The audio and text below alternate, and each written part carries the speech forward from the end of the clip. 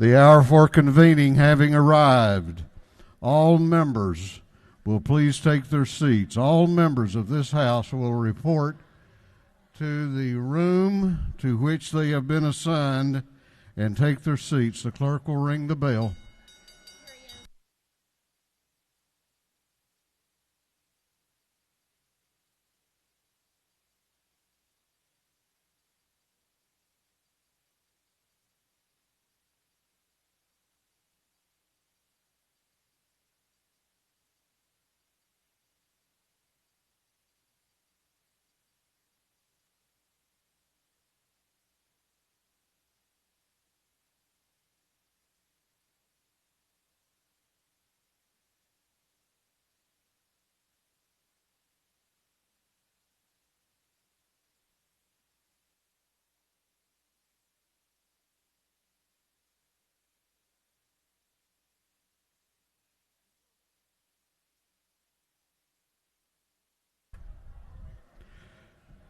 We are about to have the morning roll call.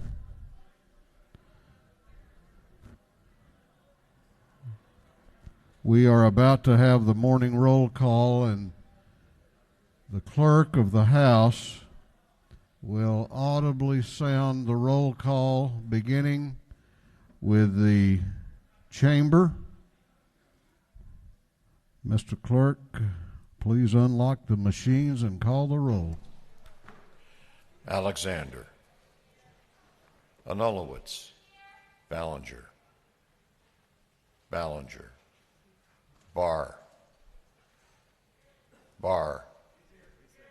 Barton, Belton, Bennett, Bentley, Benton, Beverly, Blackman, Bodie, Bruce, Burns, Carpenter, Carson, Chokas, Clark, Collins, Cooper, Corbett, Dempsey, Dickey, Dollar.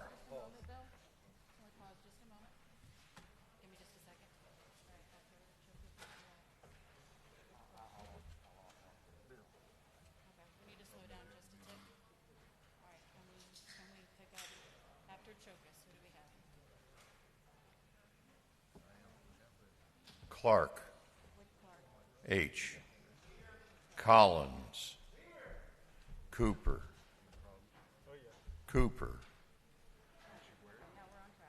Corbett, Dempsey, Dickey, Dollar,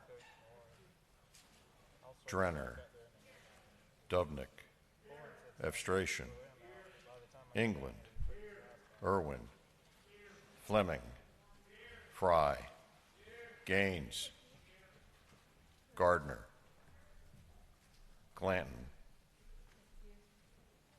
Gravely, Harrell, Hatchett, Hawkins, Hitchens, Holcomb, Holmes, Houston, Hughley, Jackson, Jaspers, Jones, Kelly, Kendrick, Knight, LaHood, Laricchia, Lumsden, Martin, Mathiak, McCall, Morris, Newton, Nix, Oliver, Parrish,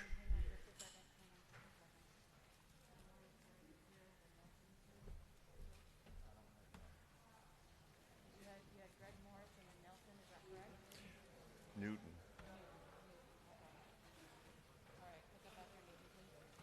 Nix, Oliver, Parrish,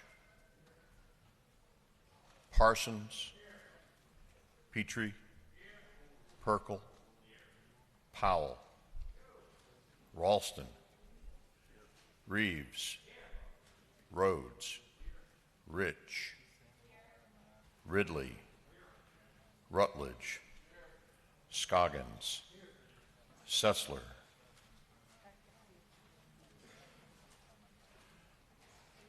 Silcox, Smith L, Smith R, Smith V, Smyrie, Stevens,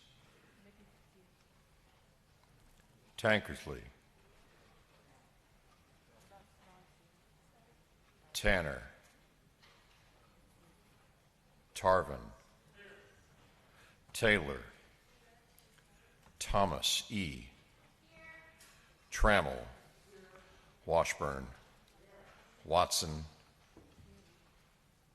Welch, Werkheiser, Wiedauer, Williams A, Williamson, Yurda, Allen, Bazemore, Bernal, Cannon, Carter, Clark, David, Clark, Jasmine, Cook, Davis, Douglas, Dreyer, Donahue, Earhart, Evans, Frazier, Gilligan, Gertler, Henson, Hill, Hogan, Holland, Holly, Hobson, Howard, Hutchinson, Jackson, Derek, Jones, Sheila, Jones, Todd, Jones, Vernon, Couch, Kennard, Beasley, Teague,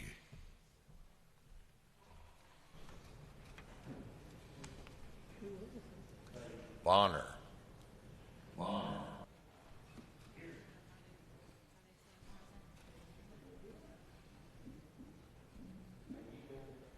Bonner, Buckner, Here. Burchett, Caldwell, Campbell, Cantrell, Dickerson, Dukes, Gamble, Gilliard, This is a problem. If they're responding, I can't hear them. Can y'all hear them? I can't hear anybody. I can't hear anybody here. They need to get to a microphone. What do you want me to put back up? Well, I mean, I kind of want to start from the top of the list in there. I've maybe picked up one or two, but that's it. You want to start at the top again?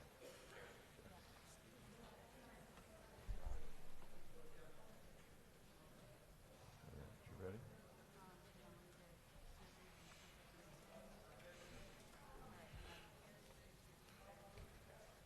Room 341. Beasley, Teague.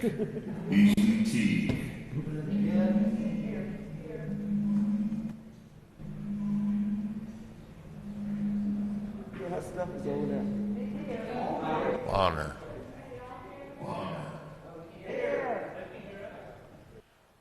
Buckner. Here. Burchett. Caldwell. Campbell.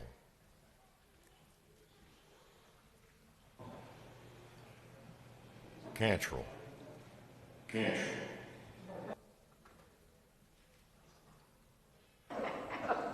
Dickerson. I'm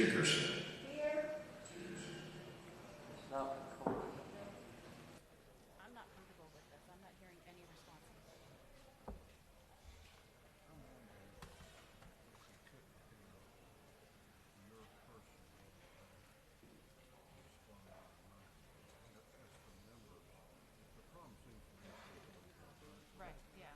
they're not speaking into a microphone.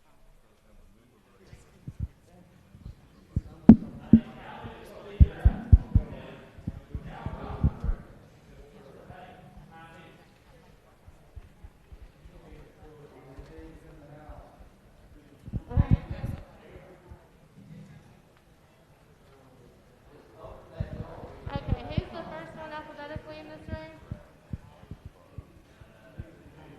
Beasley Tiff.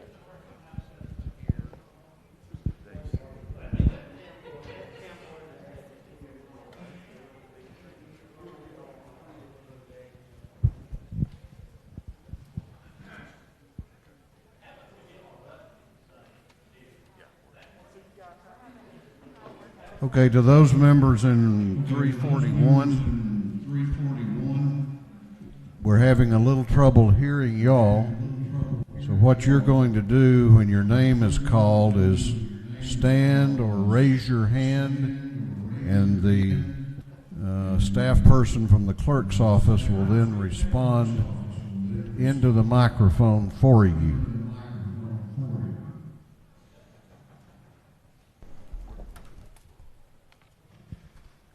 Carry on, Mr. Clerk.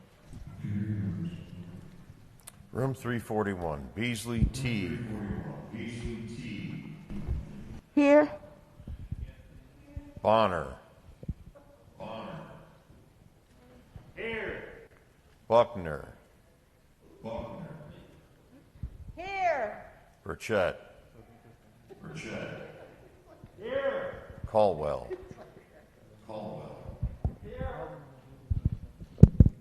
Campbell. Cantrell.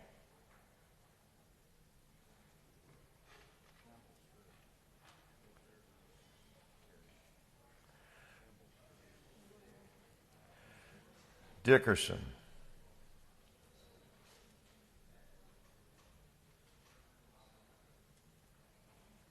Dukes.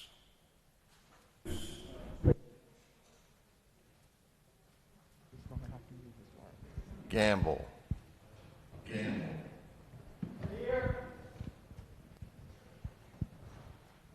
Gilliard.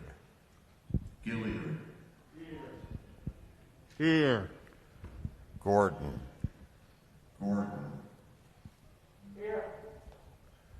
Green. Here. Gullett. Here. Jeff Jones. Here. Tom Kirby. Here. Lott. Mathis. Here. Metz. Here. Present. Momtahan. I'm here. If it's Montahan, I'm here. Park. Here. Here. Pruitt.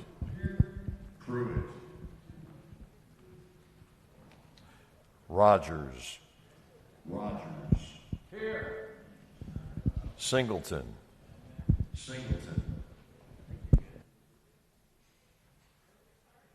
Stovall. Williams.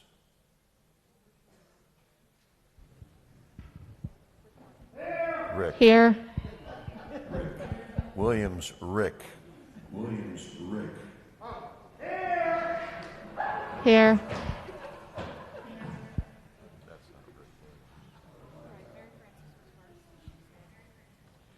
That completes the roll call, Mr. Speaker.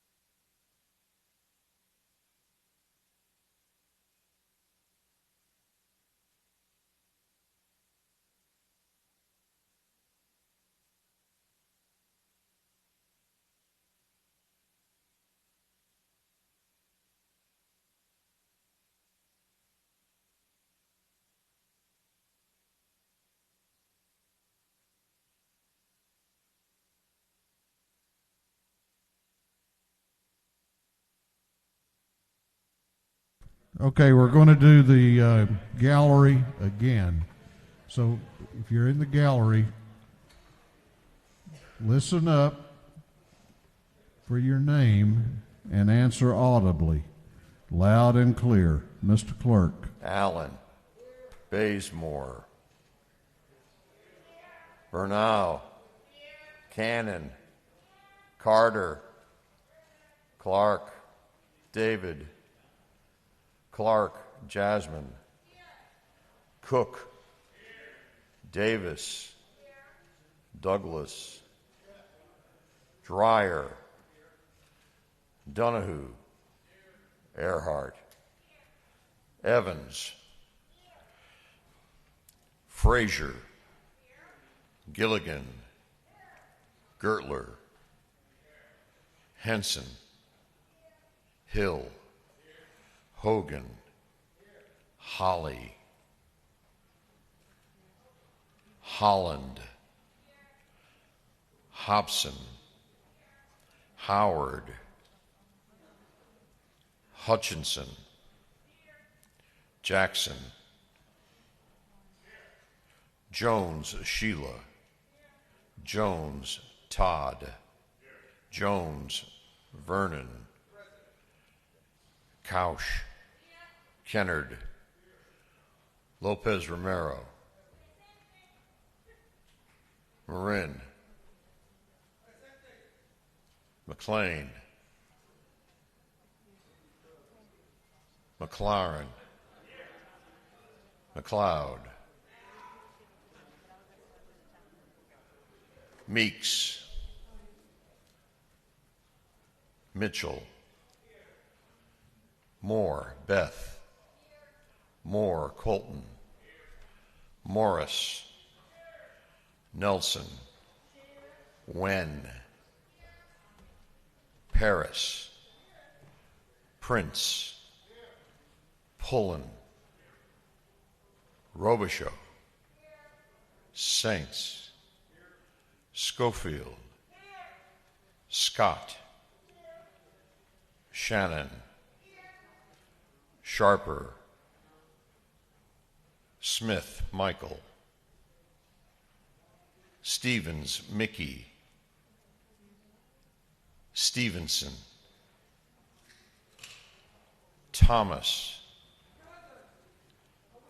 Turner. Walensky.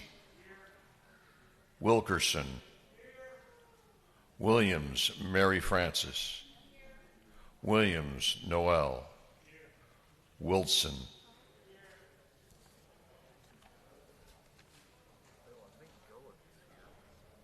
Gullet answered.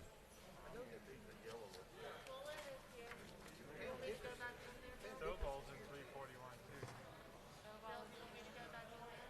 Golan is here, is that what I'm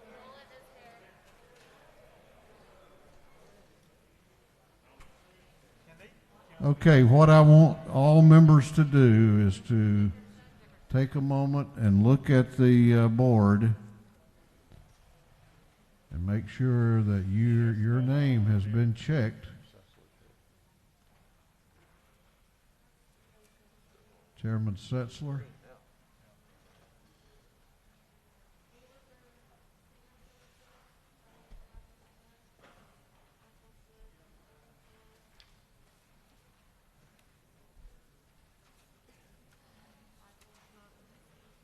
Okay, Mr. Clerk, we'll lock the machines.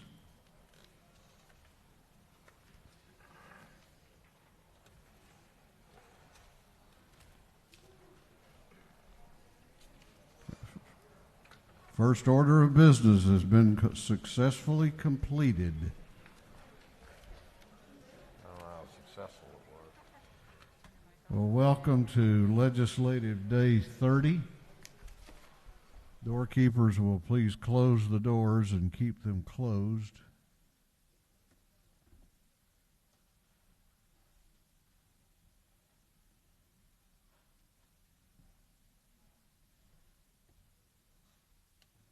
Before we have the chaplain, I had a few housekeeping things I want to go ahead and call your attention to.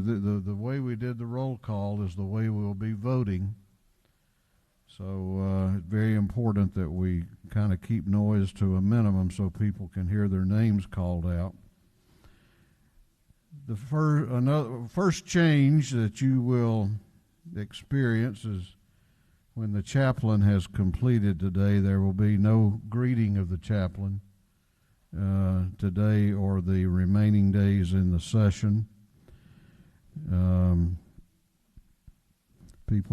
Members will be speaking from the well on mourning orders and on bills.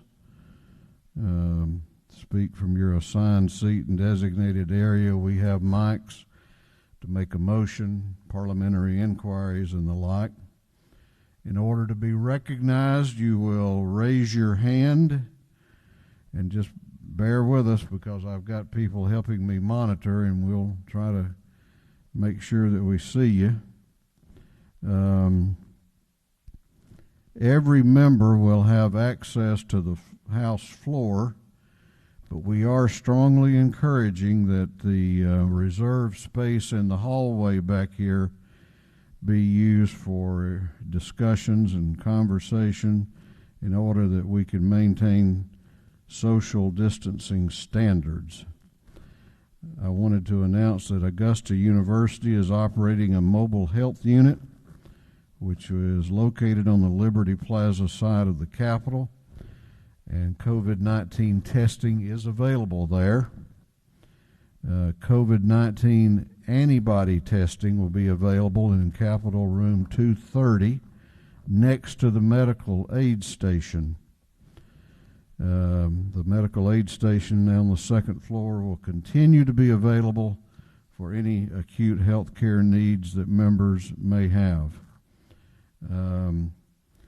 We have restrooms obviously still are accessible here on the floor. There is a ladies' restroom on the fourth floor, but you'll need to see the doorkeeper for a key to that for those in the gallery.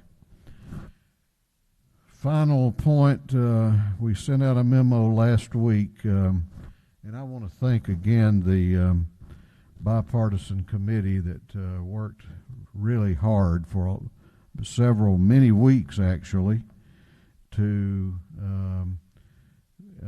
help us implement the best practices that we could for the safety of members and expediting our business. I want to thank Leader Burns, Leader Trammell for their outstanding work, Chairman Hatchett, Whip Bodie, Representative Newton, Chairman Mark Newton, and all the staff people that assisted them on that. They did some great work, and you saw the result of that last week, which was incorporated into a memo we sent you. That memo advised in advance of today that the wearing of masks was mandatory. And I know that some people aren't happy with that, and you're looking at one up here that's not real happy with that, frankly. But you know what? It's not just for me. It's for others. And so those of you that are having some concerns about that, let me ask you not to be selfish, but to think about your neighbor. Think about your neighbor and wear the mask. You can take it off if you're speaking at a microphone, and the masks are also to comply with House rules on the dress code. So, with that, we're going to go ahead now and have our devotion. We will begin our day with scripture reading and prayer by the chaplain, after which we will pledge allegiance to the flag of our country. In thinking about today and who would be appropriate after we have been away for a long time and we've been through a lot, still going through a lot, it just occurred to me very clearly that a perfect person would be Chairman Randy Nix. I don't know of anyone who is regarded for their integrity more than Chairman Nix. He chairs our ethics committee in the House. He's a Methodist minister. He always has a sense of humor, and his sermons have blessed me many, many times. And so I told him earlier today, I said, it came, I just sort of had a feeling it had to be you, and I'm not going to defy that feeling, but I am going to introduce to you now our chaplain of the day, Chairman Randy Nix, a member of this body.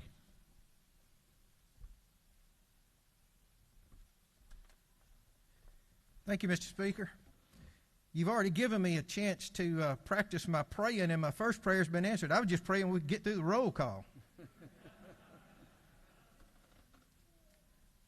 I've asked several people to pray for me. This is a day of great consequence, and a lot of things are going on. And I assure you before I start that I am the one that's standing in the need of prayer this morning. You know, it's not been that long since we were here, but it seems like almost an eternity. I love the first line of an old George Jones song that says, "Has it been a year since the last time I saw her? My God, I could swear it's been 10. You know, I feel that way today. It's been about 3 months, but gosh, it seems like it's been 3 years or maybe longer. Just think of the headlines that we've seen since we were here last. Things that were in those headlines: the coronavirus, COVID-19, with over 2,400 Georgians dead, Ahmaud Arbery,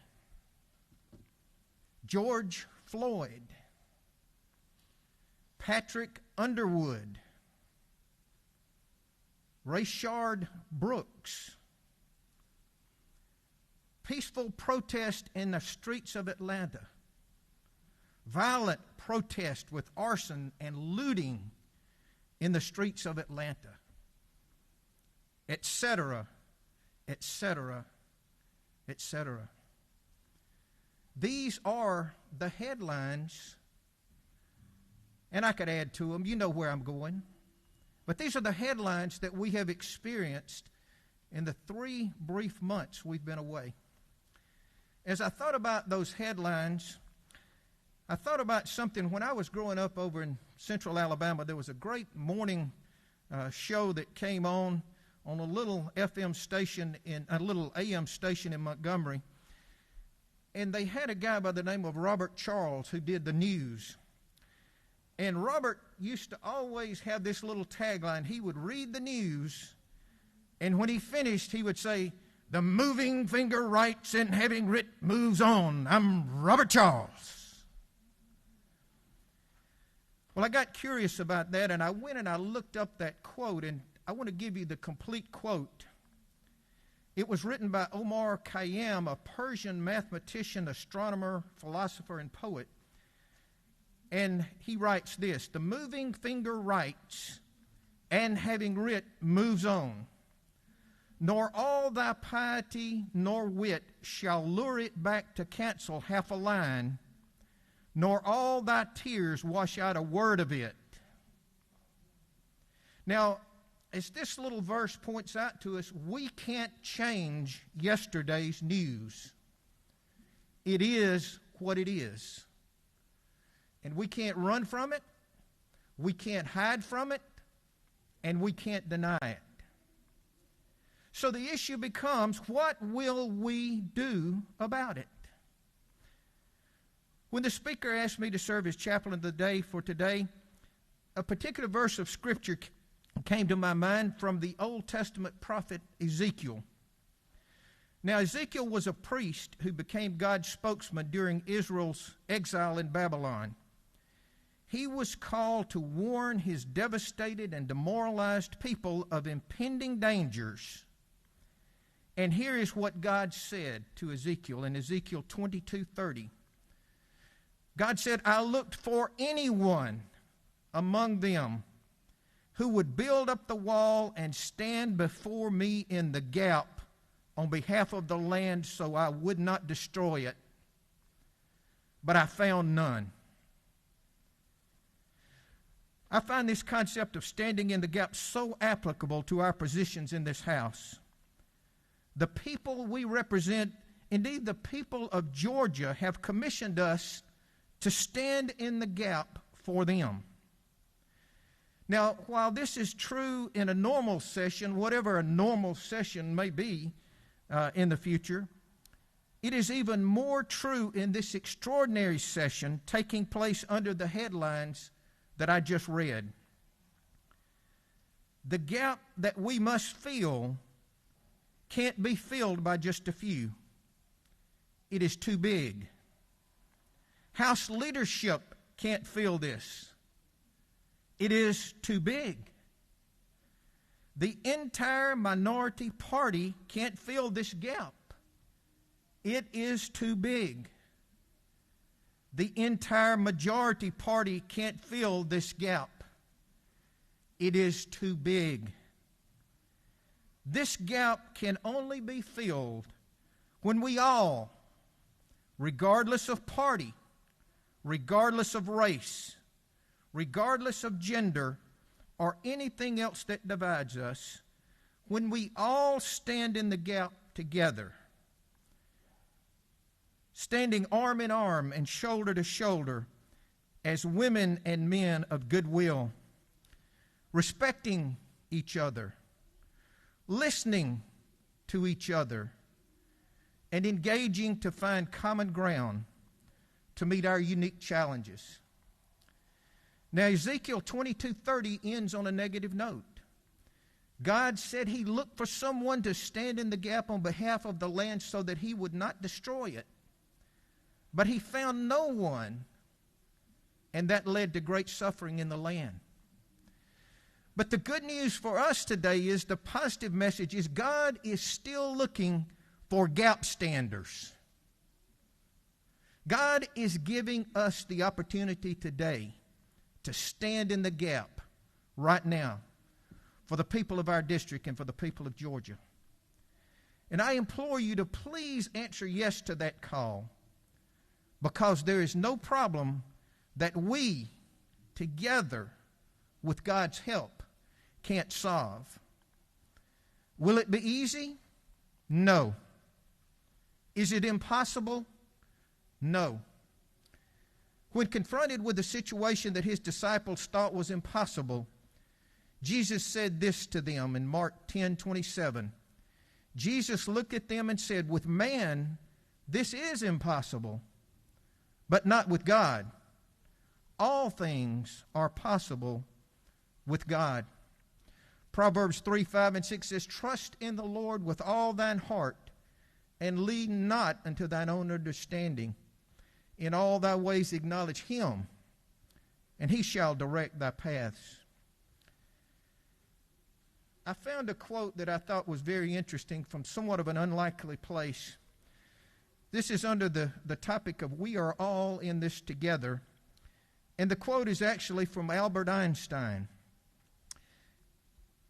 Albert Einstein writes this: "Strange is our situation here upon earth. Each of us comes for a short visit, not knowing why, yet sometimes seeming to a divine purpose. From the standpoint of daily life, however, there is one thing we do know, that we are here for the sake of other men, above all for those upon whose smile and well-being our own happiness depends, for the countless unknown souls with whose fate we are connected by a bond of sympathy." If you would please stand with me for a prayer. I don't normally read a prayer, but this prayer touched my heart as I was looking for something that I thought could express the feeling that I have that I want to lift to God this morning, and I hope that you will lift this prayer with me. Almighty and everlasting God, You are strength to those who suffer and comfort to those who grieve. Let the prayers of Your children who are in trouble rise to You. Hear our prayer. We claim your promises of wholeness as we pray for those who are ill or are suffering loss and long for your healing touch. Hear our prayer. Make the weak strong, the sick healthy, the broken whole, and confirm those who serve them as agents of your love. Hear our prayer. To everyone in distress, grant mercy, grant relief, grant refreshment. Hear our prayer. As we begin to rebuild, we commend our neighborhoods to your care. Give us strength of purpose and concern for others, that we may create a community where your will may be done. Hear our prayer. God of compassion, you watch our ways and weave out of terrible happenings wonders of goodness and grace. Hear our prayer. Surround those who have been shaken by tragedy with a sense of your present love, and hold them in faith. Though they are lost in grief, may they find you and be comforted. Through Jesus Christ, who was dead, but lives and rules this world with you. Amen. Please join me now in the Pledge of Allegiance to our flag. I pledge allegiance to the flag of the United States of America and to the republic for which it stands, one nation, under God, indivisible, with liberty and justice for all. That's why it had to be you. Well, a lot of prayers going up. Thank you.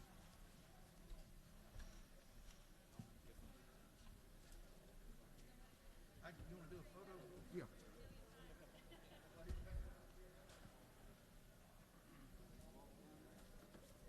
We'll just get as close as we can with the mask. Let's step over here. There we go. That ought to be a novel when they're recording. I told the survey, I don't care what I'm at.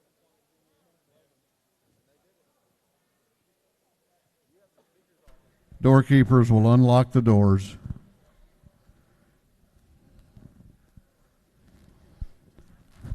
Let me go back. I had two or three things on some housekeeping things from earlier. Because of the social distancing requirements, we are still going to do mourning orders. But because of the social distancing requirements, it's going to be one person in the well at a time. So no groups, because that would violate those procedures. And going on one final point on the mask, my staff and the doorkeepers have plenty to do today without policing masks. So I'm instructing them not to police, because we have plenty of people out there in blue and gray, and I might even find a National Guardsman or two, and they will escort you from the room in which you are in if you violate that rule.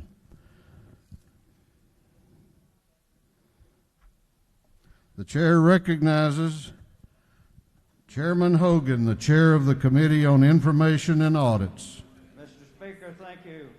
Your Committee on Information and Audits has read the journal of the previous legislative day and found it to be correct.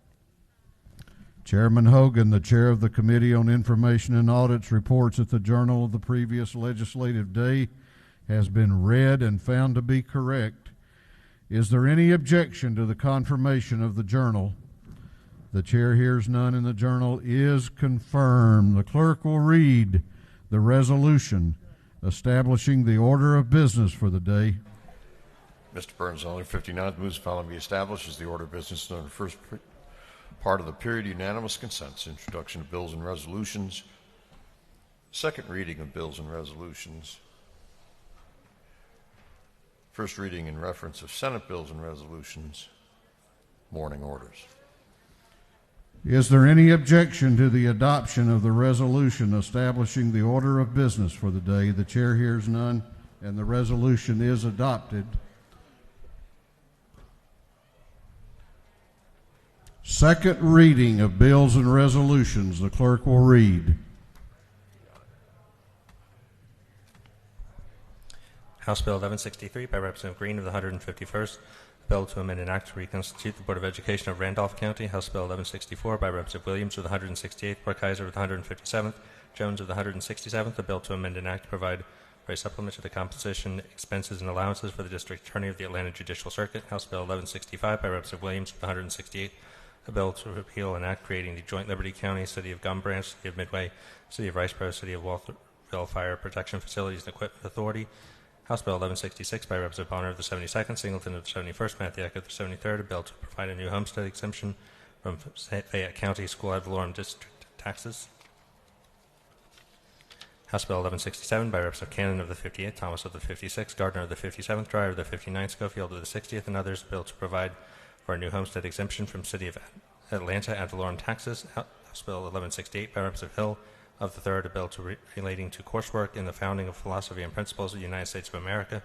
House Resolution 1474 by Representative Nix of the 69th, Welch of the 110th, Smith of the 133rd, Trammell of the 132nd, Buckner of the 137th, and others. Resolution creating the House Study Committee on Recovery, Recycling, and Reuse of Scrap Tires. House Resolution 1475 by Representative Watson of the 172nd, Martin of the 49th, Hogan of the 179th, Douglas of the 78th. A resolution encouraging the Georgia High School Association to perform a thorough assessment of its operations and practices pertaining to the inclusion of GHSA member officials on the GHSA Executive Committee. House Resolution 1476 by Representative Jenner of the 85th, Henson of the 86th, and Carter of the 92nd. Resolution supporting the National Internet Privacy Standards. House Resolution 1477 by Representative Jenner of the 85th, Henson of the 86th, Davis of the 87th, Evans of the 83rd, Stevenson of the 90th, and others. A resolution supporting the passage of H.R. 1384. House Resolution 1478 by Representative Jenner of the 85th, Henson of the 86th, Carter of the 92nd. Resolution supporting parity for breast pump collection and storage supplies. House Resolution 1479 by Representative Jenner of the 85th and Henson of the 86th. A resolution supporting the creation of the Gender Parity Task Force. House Resolution 1495 by Representative Couch of the 50th, Williams of the 37th, Gilliard of the 162nd, Oliver of the 82nd, Evans of the 83rd, and others.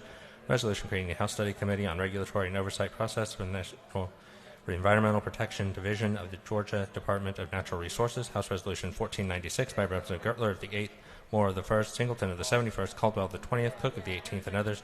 Resolution urging all 159 counties of the state of Georgia to be designated as Second Amendment constitutional counties. Senate Bill 40 by Senator Jackson of the 2nd, Jones of the 10th, Henson of the 41st, Sims of the 12th, Rahman of the 5th, and others. A bill relating to sexual assault by persons with supervisory or disciplinary authority. Senate Bill 102 by Representative Senator Jones of the 10th, Orrick of the 36th, Henson of the 41st, Butler of the 55th, Jones the 2nd of the 22nd, and others. A bill relating to elementary and secondary education. Senate Bill 272 by Senator Robertson of the 29th. A bill relating to schedules, offenses, and penalties regarding the regulation of controlled substance. Senate Bill 288 by Senator Anderson of the 43rd, Jones the 2nd of the 22nd, Jordan of the 6th, Parent of the 42nd, Jones of the 10th, and others. A bill relating to review of individuals' criminal history record information. Senate Bill 327 by Senator Karenchak of the 48th, Black of the 8th, James of the 35th, Tate of the 38th, Martin of the 9th, and others. A bill relating to general provisions regarding labor and industrial relations. Senate Bill 349 by Senator James of the 35th, Karenchak of the 48th, Davenport of the 44th, Tate of the 38th, Say of the 34th. A bill relating to health. Senate Bill 375 by Senator Mullis of the 53rd, Watson of the 1st, Burke of the 11th, Kirkpatrick of the 32nd, Miller of the 49th, and others. A bill relating to sale or distribution to or possession by minors of cigarettes and tobacco-related products. Senate Bill 379 by Senator Stone of the 23rd, Anderson of the 24th. A bill relating to professions and businesses. Senate Bill 384 by Senator Ligon Jr. of the 3rd, Miller of the 49th, Duggan of the 30th, Stone of the 23rd, Hillary of the 19th. A bill relating to general provisions relative to solid waste management. Senate Bill 408 by Senator Strickland of the 17th, Duggan of the 30th, Miller of the 49th, Hunchman of the 45th, Anderson of the 43rd, and others. A bill relating to use of sick leave for care of immediate family members. Senate Bill 410 by Senator Kennedy of the 18th, Duggan of the 30th, Gooch of the 51st, Miller of the 49th, Stone of the 23rd, and others. A bill relating to creation of county boards of equalization, duties, review of assessments, and appeals. Senate Bill 412 by Senator Robertson of the 29th, Wilkinson of the 50th, Gooch of the 51st, Harbison of the 15th, Payne of the 54th, and others. A bill relating to property insurance, Contract Requirements, Rules and Regulations and Exemptions, Senate Bill 413 by Senator Martin of the 9th, Kirkpatrick of the 32nd, Dolezal of the 27th, Albers of the 56th, a bill relating to conflicts of interest in zoning actions. Senate Bill 416 by Senator Mollis of the 53rd, Miller of the 49th, Duggan of the 30th, Kennedy of the 18th, Balk of the 3rd of the 20th, and others. A bill relating to the Office of College and Career Transitions and Powers and Duties. Senate Bill 418 by Senator Thompson of the 14th, Albers of the 56th, Hunterman of the 45th, Mollis of the 53rd, Harbin of the 16th, and others. A bill relating to Georgia State Indemnification Fund. Senate Bill 423 by Senator Alberts of the 56th, Beach of the 21st, Kirkpatrick of the 32nd, Martin of the 9th. A bill relating to hazing. Senate Bill 426 by Senator Strickland of the 17th, Hillary of the 19th, Kirkpatrick of the 32nd, Brett of the 33rd, James of the 35th, and others. A bill relating to air quality. Senate Bill 428 by Senator Cowsert of the 46th, Mollis of the 53rd, Gann of the 47th, Miller of the 49th, Martin of the 9th, and others. A bill relating to the Fair Business Practices Act of 1975. Senate Bill 432 by Senator Harbin of the 16th, Jones of the 25th, Walker of the 3rd of the 20th, Robertson of the 29th, Harbison of the 15th, and others. A bill relating to life insurance. Senate Bill 446 by Senator Walker of the 3rd of the 20th, Kennedy of the 18th, Gooch of the 51st, Gann of the 47th, Miller of the 49th, and others. Bill relating to the authorization of posting cash bonds generally. Senate Bill 451 by Senator Kennedy of the 18th, Cowser of the 46th, Hofstadler of the 52nd, Gann of the 47th, Ligon Jr. of the 3rd. A bill relating to limitations on recovery for deficiencies connected with improvements to realty and resulting injuries. Senate Bill 463 by Senator Kennedy of the 18th, Duggan of the 30th, Gooch of the 51st, Jones of the 25th, Mollis of the 53rd. A bill relating to primaries and elections generally. Senate Bill 464 by Senator Kennedy of the 18th, Duggan of the 30th, Gooch of the 51st, Jones of the 25th, Mollis of the 53rd. A bill relating to civil practice. Senate Bill 476 by Senator Kirkpatrick of the 32nd, Black of the 8th, Unterman of the 45th, Stone of the 23rd, Parent of the 42nd, and others. A bill relating to general provisions relative to animal protection. Senate Bill 477 by Senator Kirkpatrick of the 32nd, Strickland of the 17th, Parent of the 42nd, Kennedy of the 18th, Jones of the 2nd of the 22nd. Bill relating to investigation of family violence, preparation of written report. Senate Bill 480 by Senator Hofstadler of the 52nd, a bill relating to the state administrative organization. Senate Bill 484 by Senator Kirkpatrick of the 32nd and Burke of the 11th, a bill relating to health. Senate Bill 489 by Senator Gooch of the 51st, Kirkpatrick of the 32nd, Beach of the 21st, Jones of the 25th, Watson of the 1st, a bill relating to lighting equipment of motor vehicles. Senate Bill 493 by Senator Thompson of the 14th, Beach of the 21st, Harbison of the 15th, Cowser of the 46th, Harbin of the 16th, a bill relating to selling and other trade practices. Senate Resolution 841 by Senator Kennedy of the 18th, Cowser of the 46th, Hofstadler of the 52nd, Stone of the 23rd, Ligon Jr. of the 3rd, and others. A resolution proposing amendment to the Constitution so as to provide that the people of the state may petition the judiciary for declaratory relief. Senate Resolution 844 by Senator Miller of the 49th, Wilkinson of the 50th, Robertson of the 29th, Gooch of the 51st, Unterman of the 45th, and others. Resolution honoring the life of Deputy Nicholas Blaine Dixon and dedicating a bridge in his memory. Senate Resolution 885 by Senator Harper of the 7th, Hill of the 4th, Burke of the 11th, Jones of the 25th, Gooch of the 51st, and others. Resolution proposing amendment to the Constitution so as to authorize the state to incur general obligation debt. 3 second readers.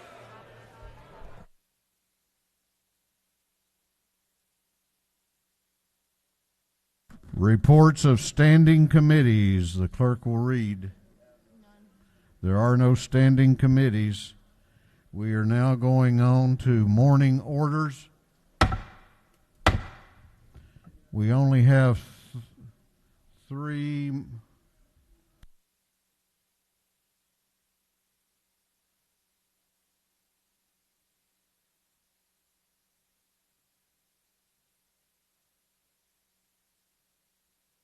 We have 3 mourning orders. 3 mourning orders. The chair recognizes Representative Todd Jones for a mourning order.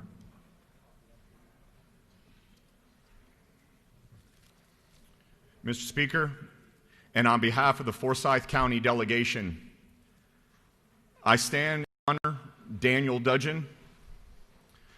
Daniel was the youngest son of Mike and Lori Dudgeon, and in April of this past year, he took his own life. The early spring of 2020 for many in Forsyth County will be marked by near 2 weeks of hoping and praying for a miracle. That miracle didn't come, and we lost Daniel. The Dudgeons, the delegation, and we hope every member of this chamber stand with us as we look to advocate.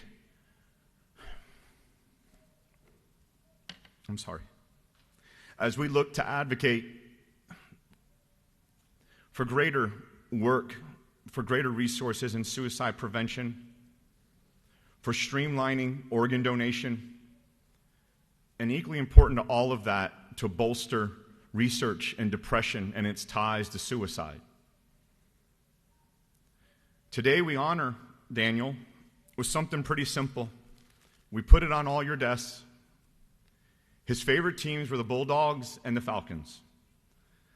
So notwithstanding alma mater, and we all know where I graduated from, we're all going to be, I hope, red and black today, and wear the Bulldog pin and the Falcons pin as a way to honor Daniel and to honor how we can make a difference. Finally, on a personal note and on behalf of the delegation, Mike, you're with us today.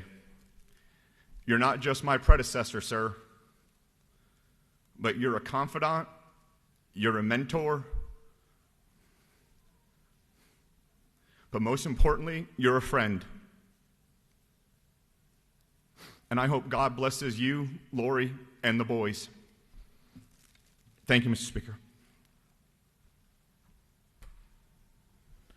Chair recognizes Representative Erica Thomas for a morning order.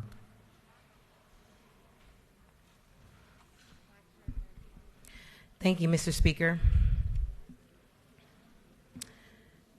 I rise today to honor the life of Mr. Ahmad Quez Arbery of Brunswick, Georgia. His life was taken from him, stolen from him, on Sunday, February 23rd, 2020. Ahmad Quez Arbery, nicknamed Quez, was born on May 8th, 1994, in Brunswick, Georgia. He was a loving son, brother, uncle, nephew, cousin, and friend. He was humble and kind and well-mannered, and he always made sure he never departed from his loved ones without an "I love you." He had a smile that would light up the room. He loved to tell jokes, and he loved to laugh, and had a beautiful personality. He enjoyed downtime with his family and friends, and he loved sports, basketball, football, and he was one of the tops, and those were his top choices. He was a great athlete and chose to wear the football jersey number 21, which was passed down from his older brother, Marcus Ahmad, and he was among the graduating class of 2012 at Brunswick High School. He later attended South Georgia Technical College in Americus, Georgia. His life was stolen from him, and today we take a moment of silence in honor of Ahmad Arbery.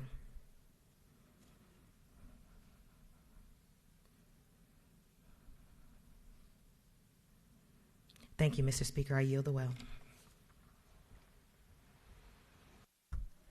Chair recognizes the chair for a morning order.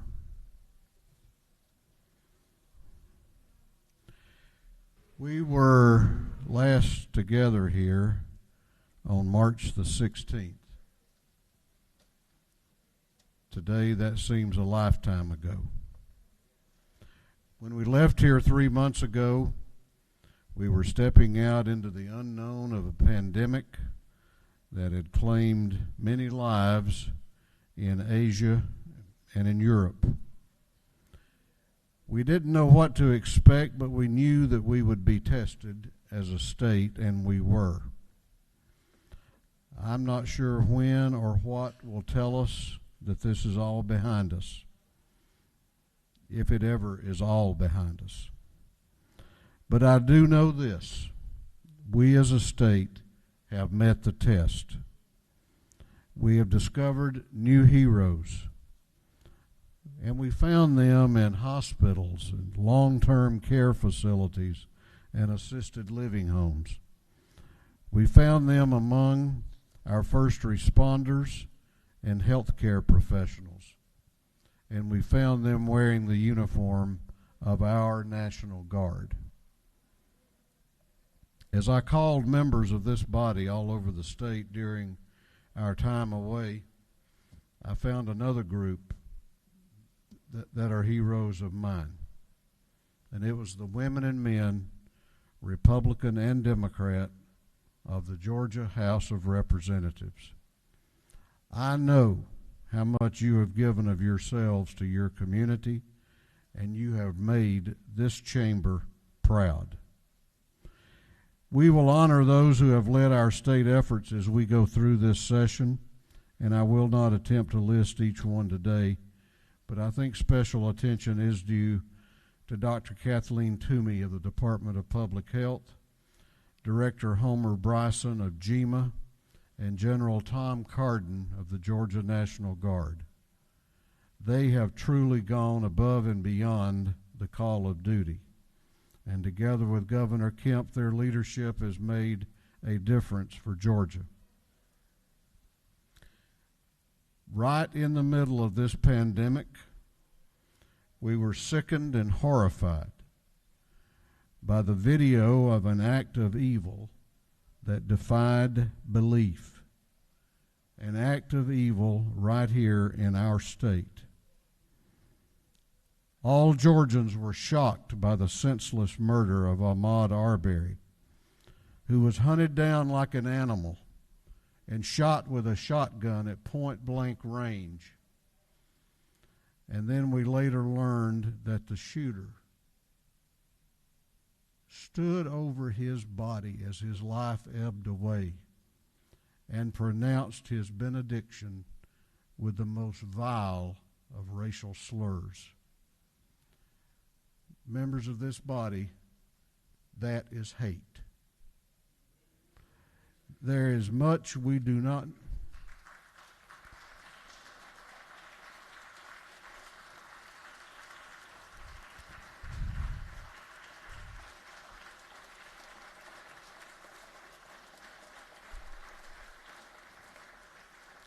There is much we do not know about Ahmaud's murder. We don't know why or how this case was so casually brushed off. We don't know who bears the responsibility. But I want to commend GBI Director Vic Reynolds for his diligent pursuit of justice. And I salute Attorney General Chris Carr for his pursuit of the unanswered questions. For all we do not know, this we do. We know that if we leave here this session without passing a hate crimes bill, House Bill 426, it will be a stain on this state that we can never wash away.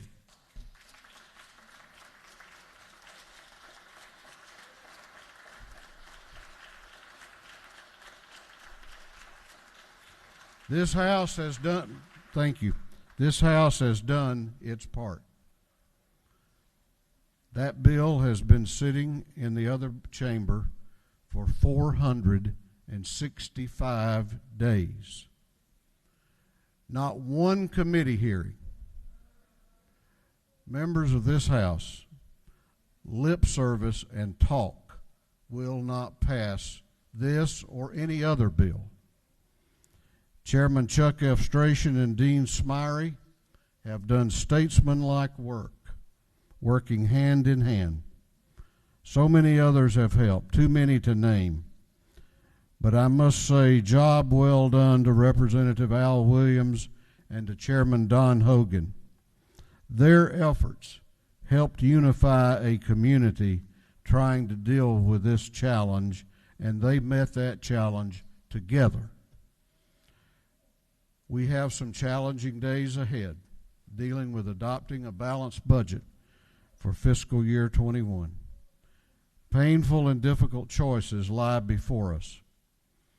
The budget is the one thing we must, by law, do. But I declare to you today that House Bill 426 in this year of 2020 is just as important. We must proclaim from every corner of this state that Georgia is better than this. House Bill 426 will not be the end of the path. It is a beginning to binding up our wounds. There are other issues, citizens' arrest and police reform among them, that will be part of a broader conversation, and I have committed to promoting that effort when this session has ended. Ahmaud Arbery, George Floyd, Breonna Taylor, and now Rayshard Brooks. Names that are seared into our consciousness, not because they are the only ones, but merely the most recent. We must come together. We must embrace the creed that was once followed by the city of Atlanta, which proclaimed itself the city too busy to hate. We must now be the state that is too busy to hate.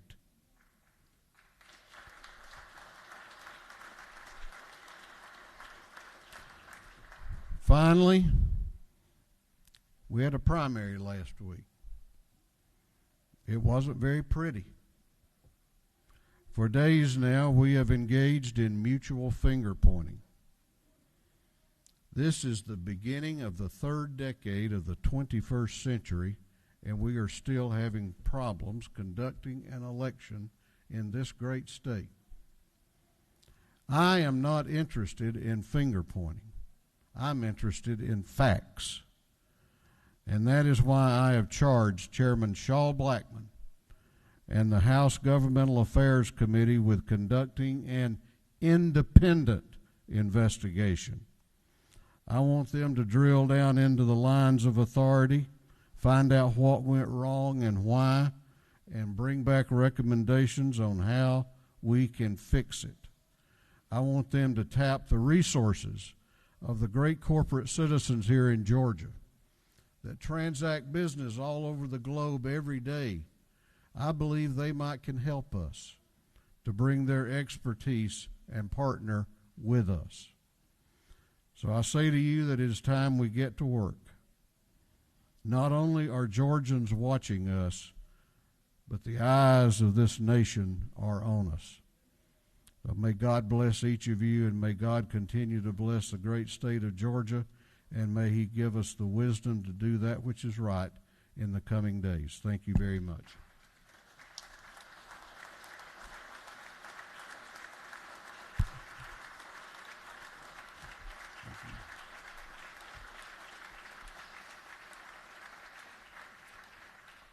For what purpose does the Speaker Pro Tem rise?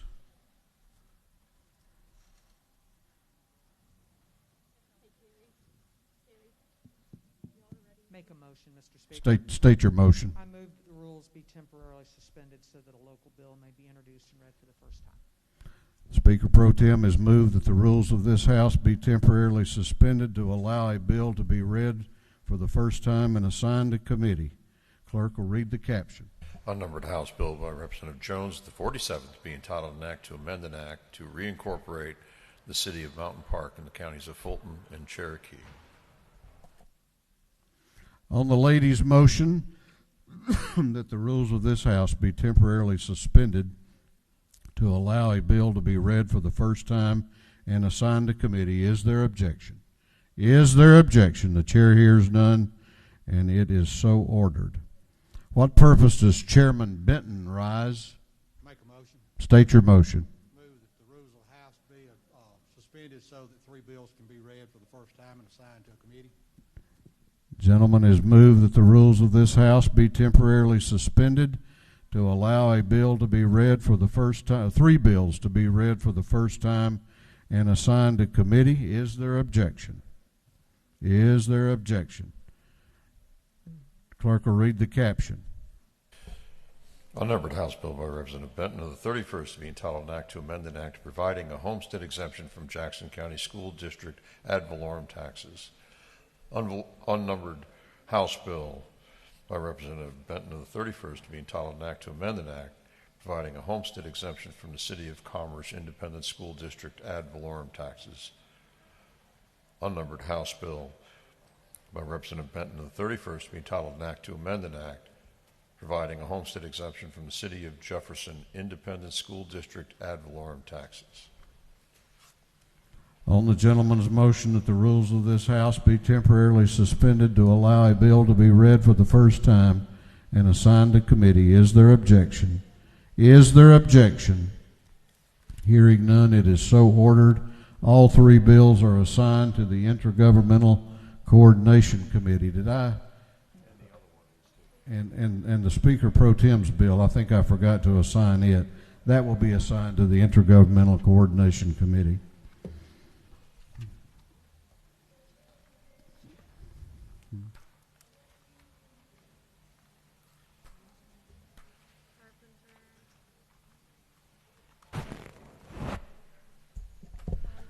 We are now going on to the rules calendar. Going on to the rules calendar. For your planning purposes, Senate Bill 43 will be postponed to the next legislative day. Senate Bill 43 postponed until the next legislative day. The clerk will read the caption to Senate Bill 134. Senate Bill 134 by Senator Kirkpatrick the 32nd, Jackson the 2nd, Kirk the 13th, outnumber the 45th, be entitled an act to amend Article 8 of Chapter 12 of Title 50 of the Official Code of Georgia annotated relating to Georgia Commission on the Holocaust, so as to reassign the Commission for administrative purposes. This bill having been referred to the Committee on Governmental Affairs, that committee recommends that this bill do pass. Chair recognizes Chairman Silcox to present the bill. Thank you, Mr. Speaker. I bring to you today Senate Bill 134, and this bill simply moves the Commission on the Holocaust from the Department of Community Affairs to the Board of Regents per the Governor's recommendation in our original budget. If there are no questions, Mr. Speaker, I'll yield the will.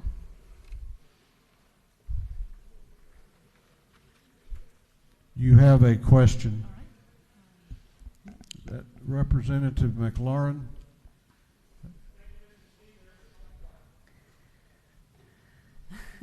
Sorry, I was just going to wing that one.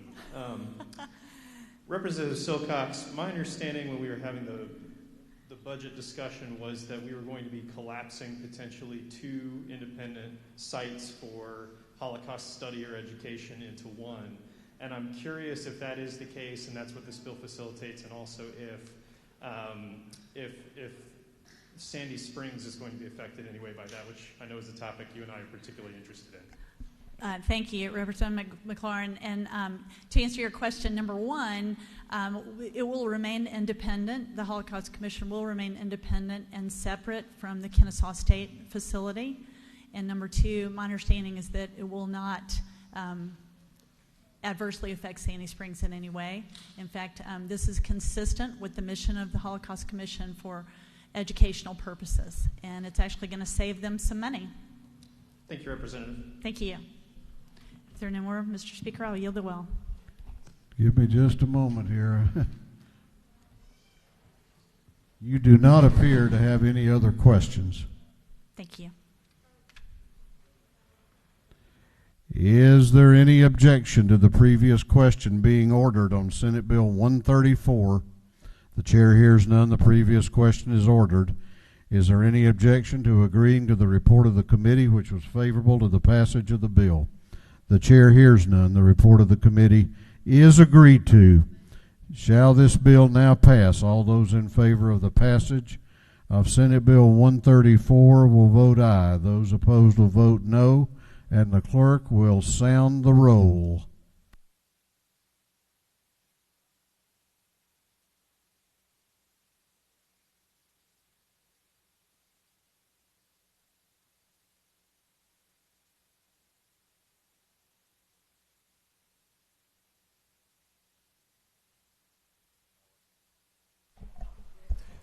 Alexander.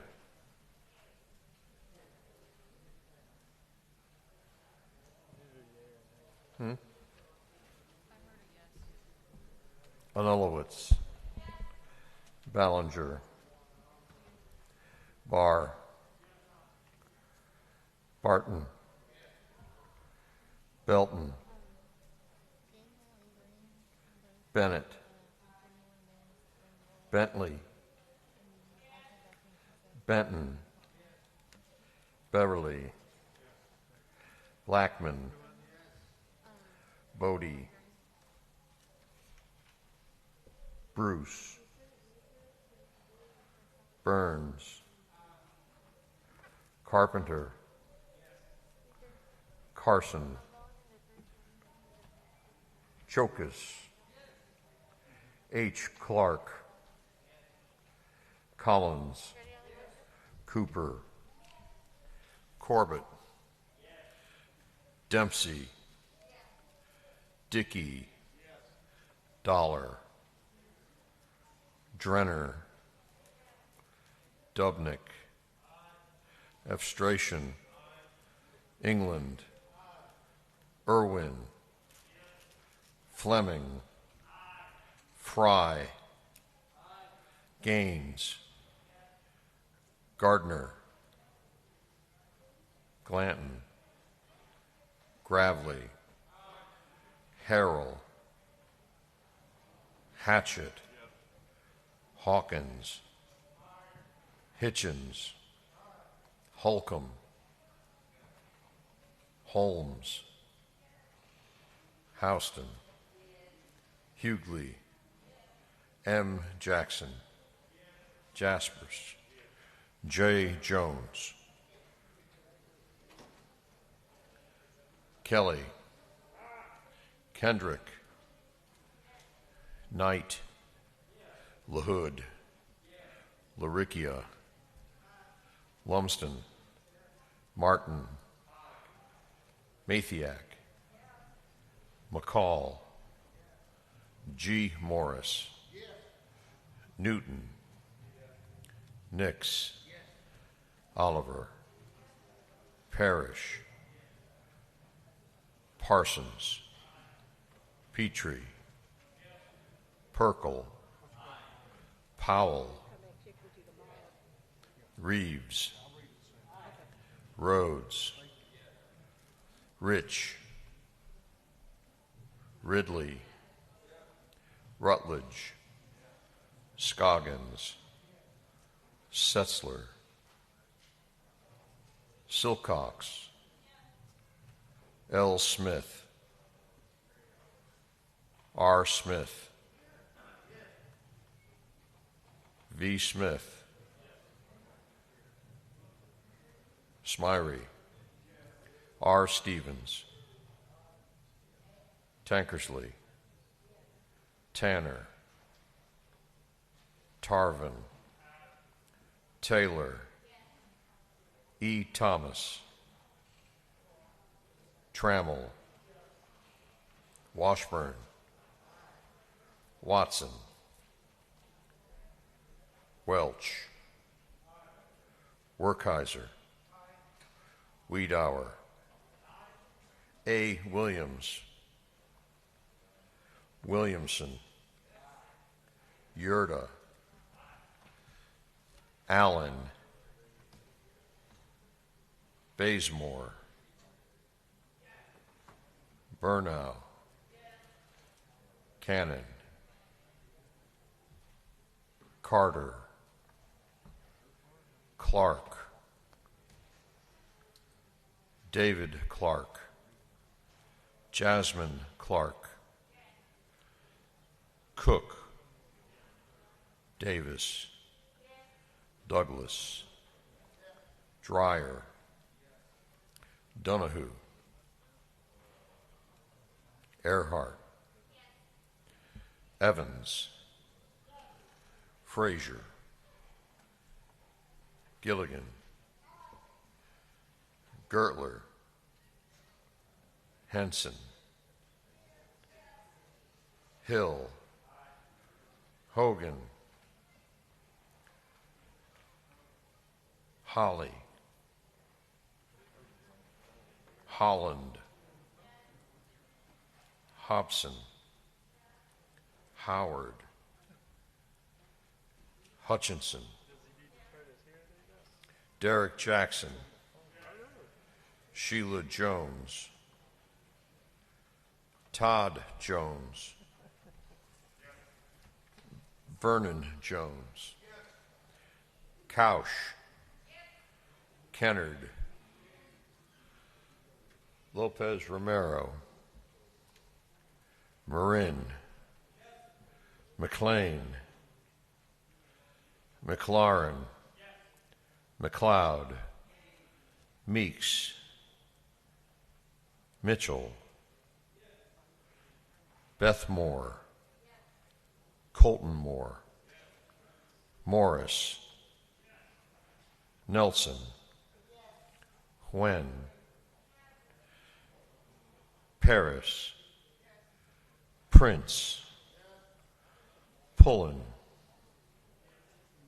Robichaud, Saints, Schofield, Scott, Shannon, Sharper, Smith, Stevens, Mickey, Stevenson, Abel Mabel Thomas, Turner, Walensky, Wilkerson, Mary Frances Williams, Noel Williams, Wilson, Beasley Teague, Yay.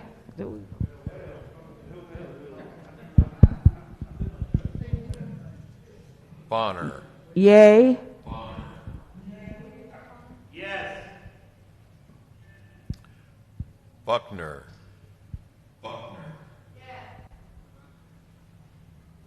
Burchett, Yes. Caldwell,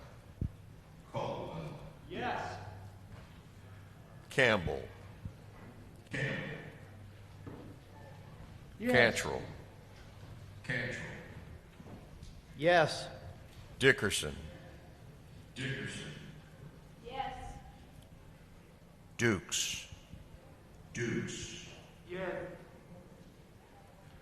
Gamble, Yes. Yes. Gilliard, Yes. Yes. Gordon,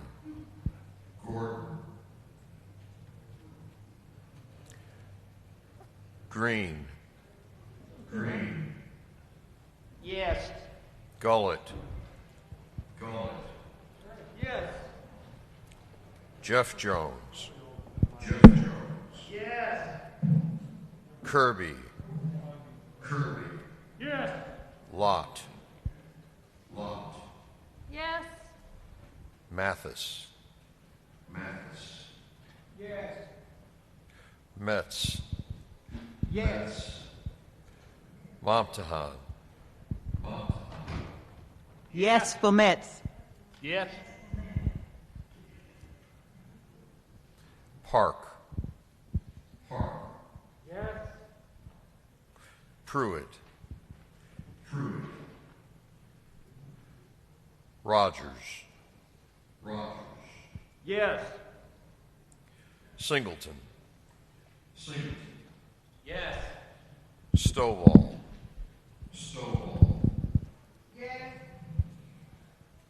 Rick Williams, Yes.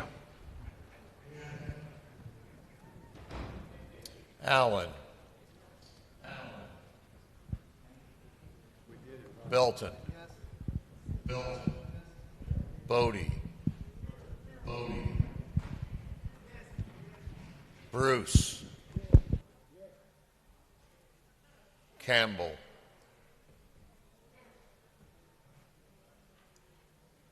Canton, Cannon, Carson, Carter, D. Clark, Dukes, Donahue, Frazier, Gordon, Harrell, Hogan, S. Jones, Lopez Romero, Setzler, Stevenson,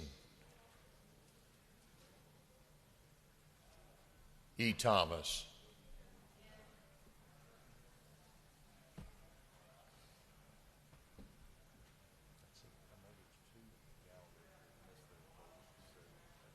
yeah, we called it again from up there. Oh, yeah. Okay. We good? Okay, I'm going to ask members, whether they're on the floor of the House or in the gallery or in 341, to look very carefully at the board and make sure that you have voted and you have voted the way you desire to do.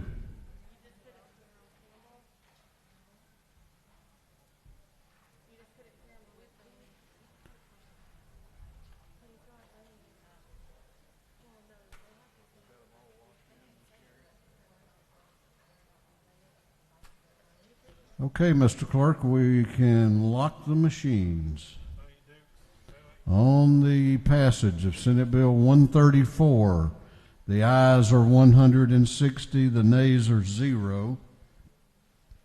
This bill, having received the requisite constitutional majority, is therefore passed.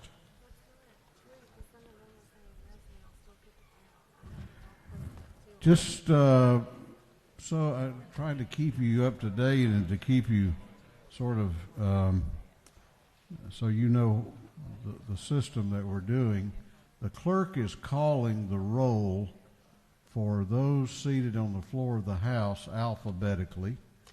Then he is calling the roll for those in the gallery alphabetically.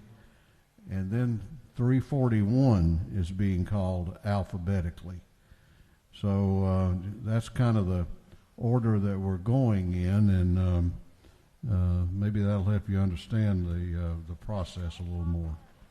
Clerk will read the caption to Senate Bill 188.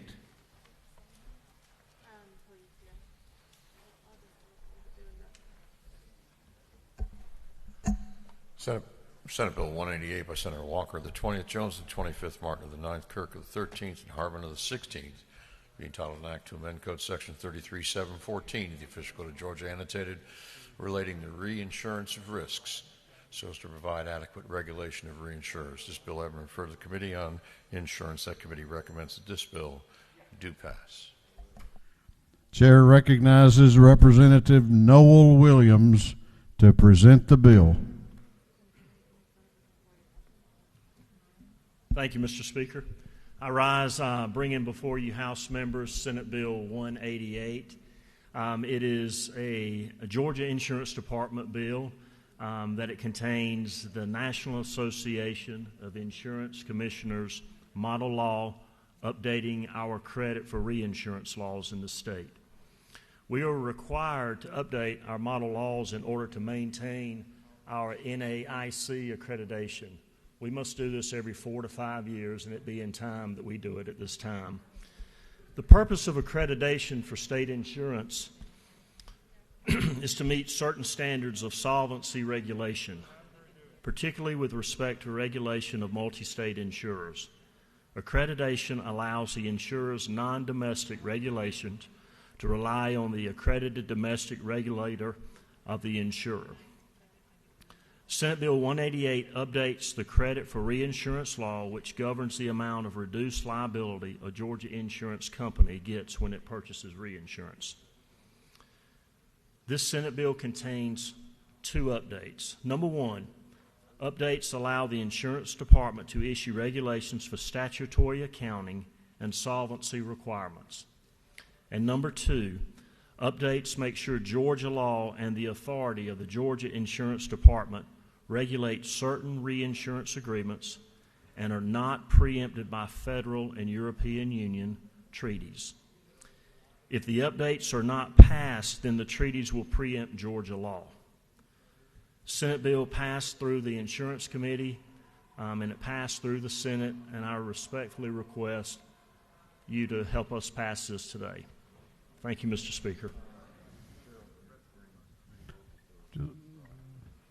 Linger for a moment, if you would, and let's be sure there are no questions. You do not appear to have any questions. Thank you, Mr. Speaker, and thank you, colleagues. Is there any objection to the previous question being ordered? The chair hears none. The previous question is ordered. Is there any objection to adopting the committee substitute? The chair hears none. The committee substitute is adopted. Is there any objection to agreeing to the report of the committee, which was favorable to the passage of the bill? The chair hears none. The report of the committee is agreed to. Shall this bill now pass? All those in favor of the passage of Senate Bill 188 will vote aye. Those opposed will vote no, and the clerk will call the roll.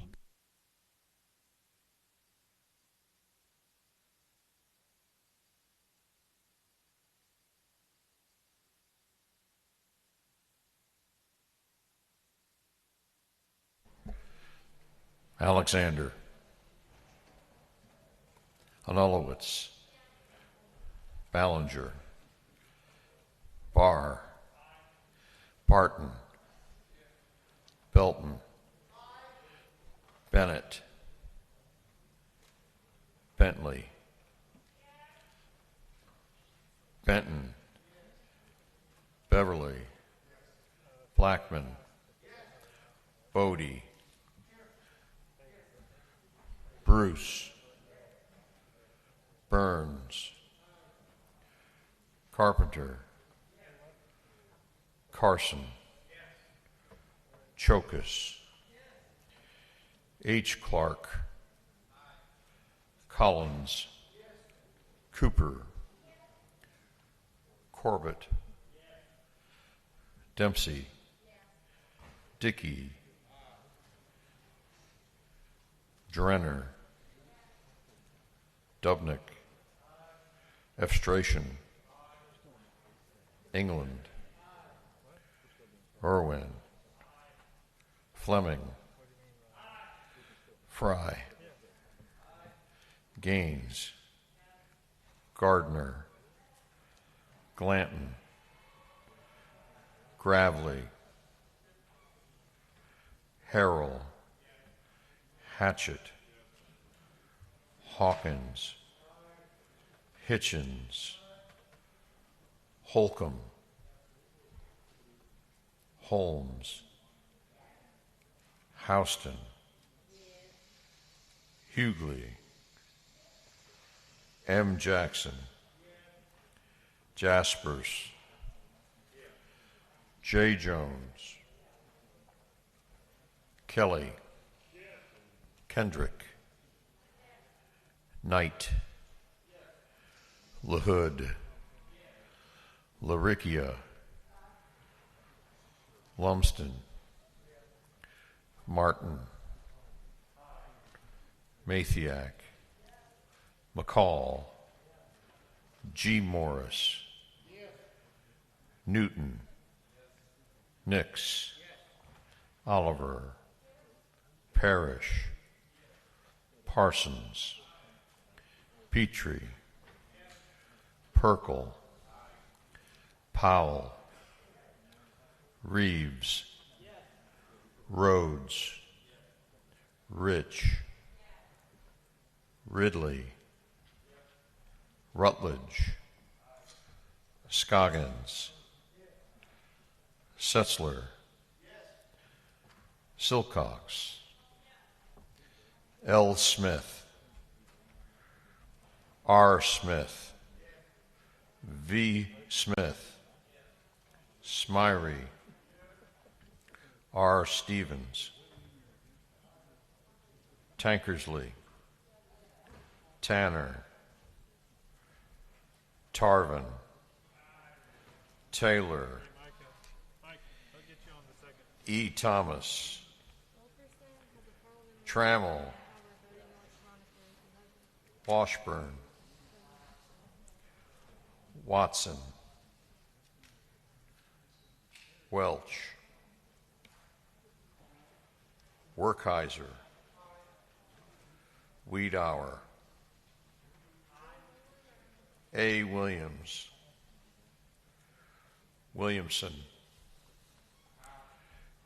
Yurda, Allen, Bazemore, Bernal, Cannon, Carter, David Clark, Jasmine Clark, Cook, Davis, Douglas, Dreyer, Donahue, Earhart, Evans, Frazier, Gilligan, Gertler, Henson, Hill, Hogan, Holland, Holly, Hobson, Howard, Hutchinson, Jackson, Derrick, Sheila Jones, Todd Jones, Vernon Jones, Couch, Kennard, Lopez Romero, Marin, McLean,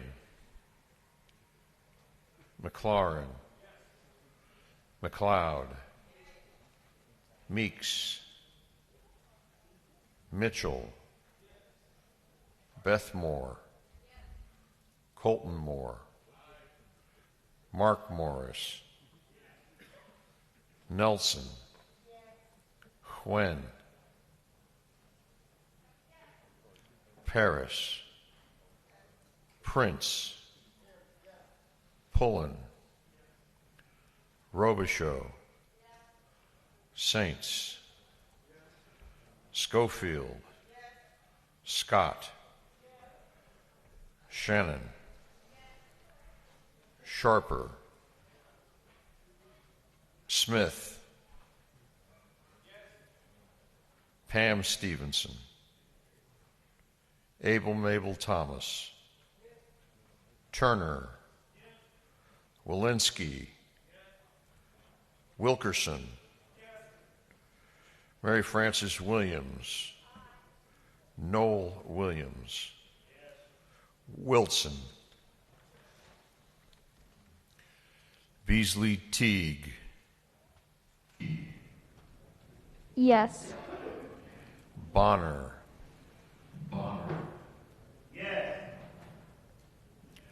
Buckner, Yes. Burchett, Caldwell, Yes. Yes. Campbell, Yes. Cantrell, Yes. Dickerson, Yes. Dukes, Yes. Gamble, Yes. Gilliard, Yes. Gordon, Yes. Green, Yes. Gullett, Yes. Jeff Jones. Jeff Jones. Yes. Kirby. Kirby. Yes. Lott. Lott. Yes. Mathis. Mathis. Yes. Metz. Metz. Yes. Mobtahan. Mobtahan. Yes. Park. Park. Yes. Pruitt. Pruitt. Rogers. Rogers. Yes. Singleton. Singleton. Yes. Stovall. Stovall. Yes. Rick Williams. Rick Williams. Yes. Alexander. Alexander. Bennett. Bonner.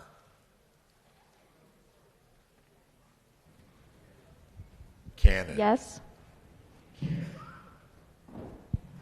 Cannon. D. Clark. Gravely. Henson.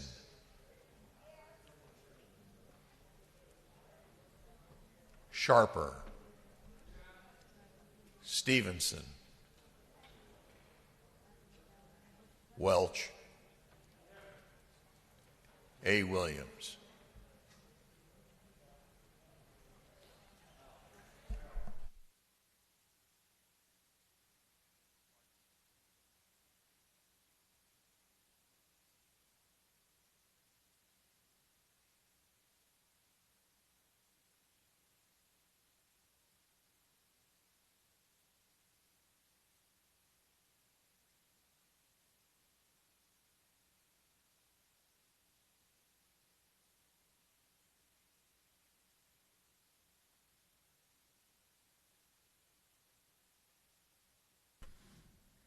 Okay, members, have all members voted? I would ask members again to take just a moment and look at the board. Make sure that if you're here and intended to vote, that you your vote's reflected there.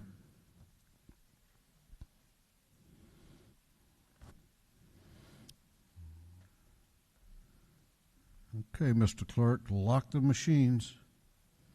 On the passage of Senate Bill 188, the ayes are 165, the nays are 0. This bill, having received the requisite constitutional majority, is therefore passed. Clerk will read the caption to Senate Bill 345.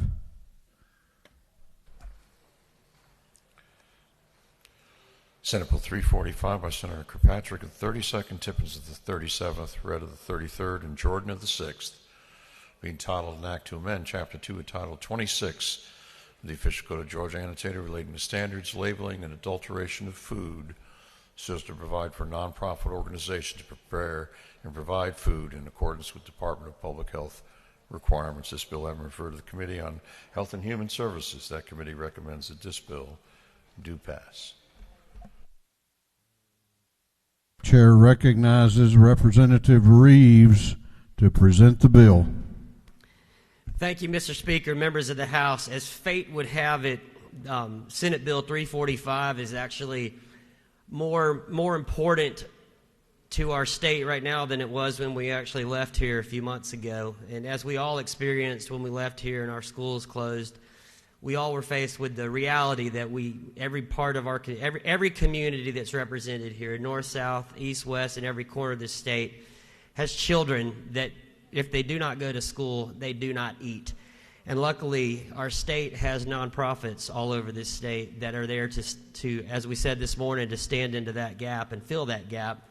This bill came from a situation in Cobb County last year. There's a nonprofit called Must Ministries that serves 7 counties and providing food for children and the homeless, and the way that the food was prepared and distributed, believe it or not, wasn't consistent with what Georgia law allowed, and so some strong community leaders, including Dr. Ike Reichard, who is the chair of MUST, former Governor Roy Barnes, Senator Kirkpatrick, and several members of some of our state agencies got together and figured out how to craft Georgia law with some common sense regulations so that these nonprofits can help prepare food and meals to be served to those folks. Mr. Speaker, I will yield for any questions. Chair recognizes Representative Carter. Thank you, Speaker. Does the gentleman yield? I do. Oh, way up here. So, I'm over here. Thank you. First of all, I appreciate the thought of this bill because absolutely we want everyone safe. But my question to you is the clause in the bill, in this legislation that says that nonprofits who are selling or providing a food service, and I think next to the last page there's a line that says that nonprofits will be prohibited from providing a food service if the food was processed in the home. Now, I get what you're saying, and I understand what happened in Cobb County, but in the state of Georgia, we have a lot of nonprofits. They're very small.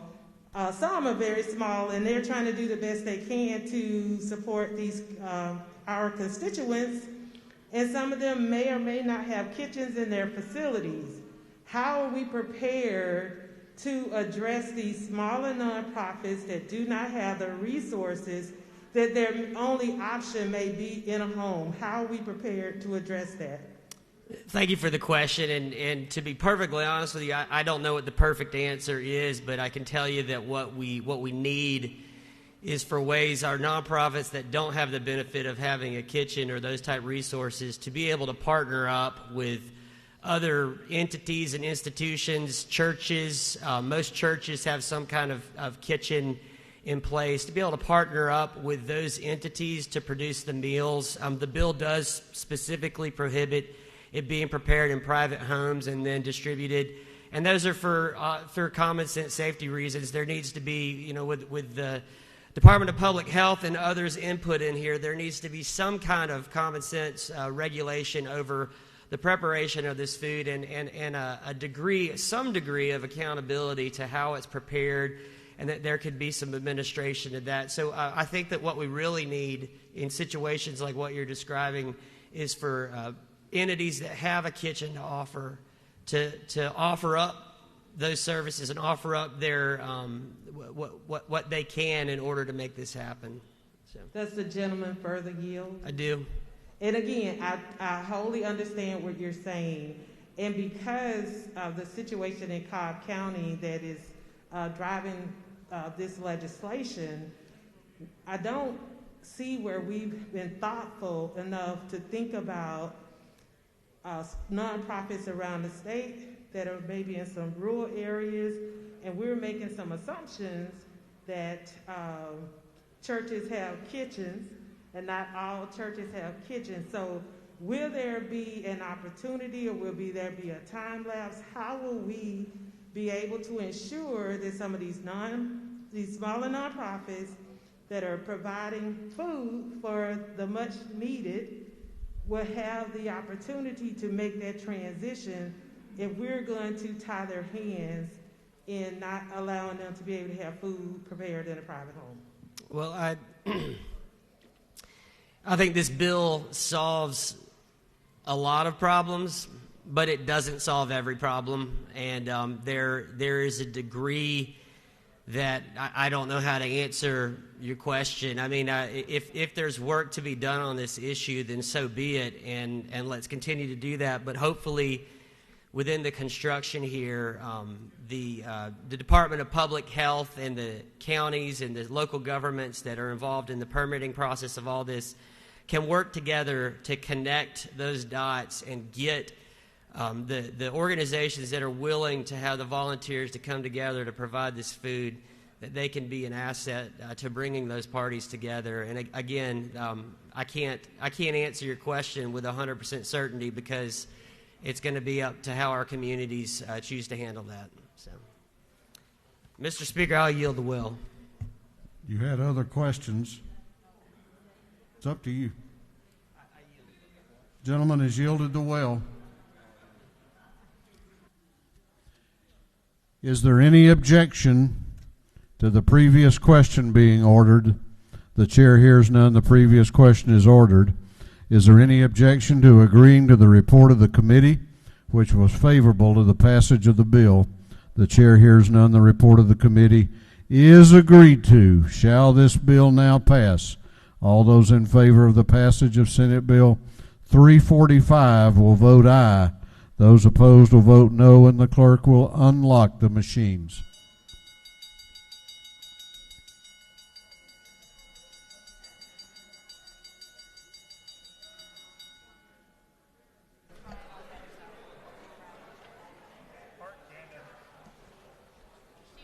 Thank you.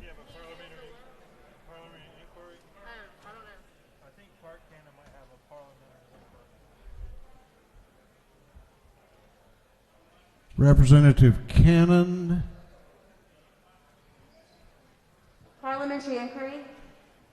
State your parliamentary inquiry. Is it not true that this bill removes the ability for organizations to appeal determinations of food safety inspections? Well, I think that's going to be left to the judgment of each and every member. A reading of the bill should be able to answer that question. Just two.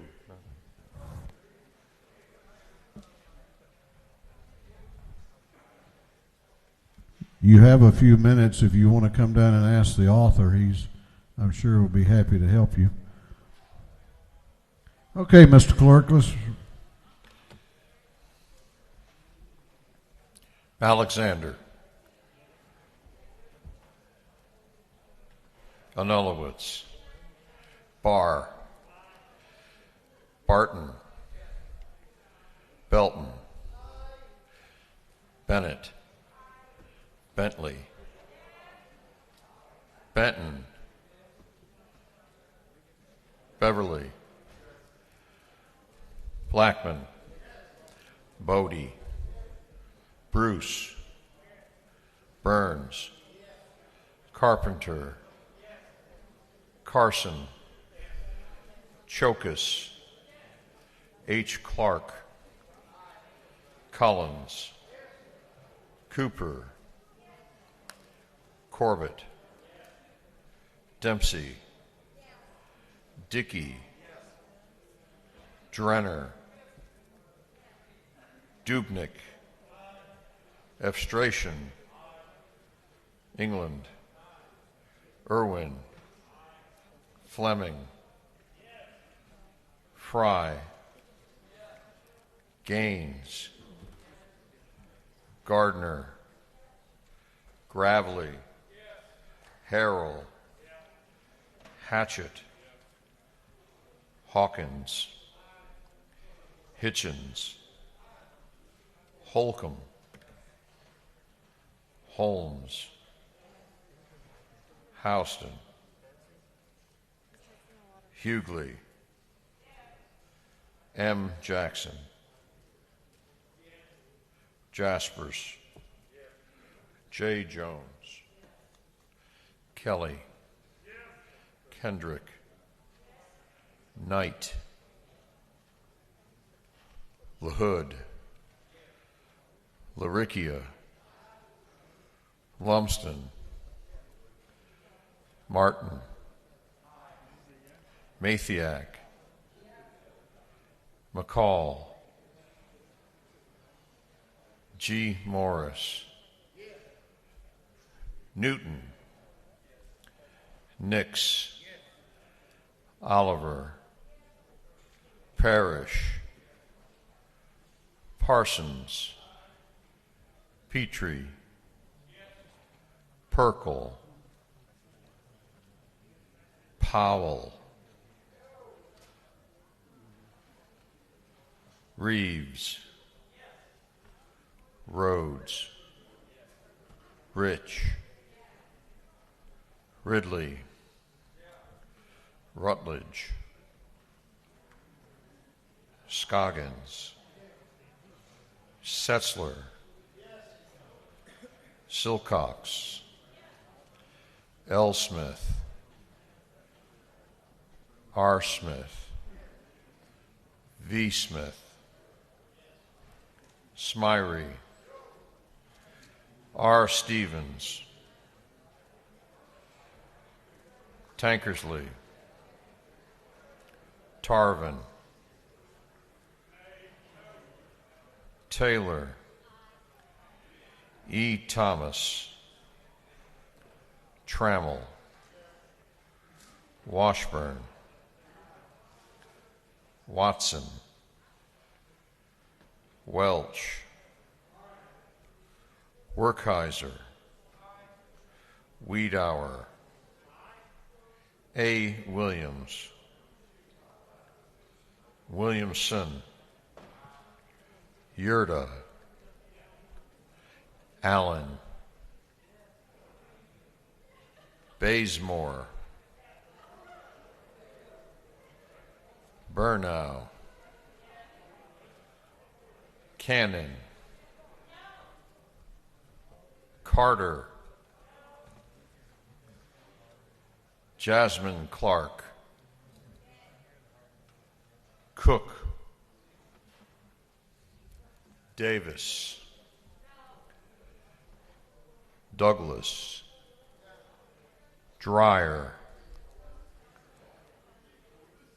Donahue, Earhart, Evans, Frazier, Gilligan, Gertler, Henson, Hill, Hogan, Holly,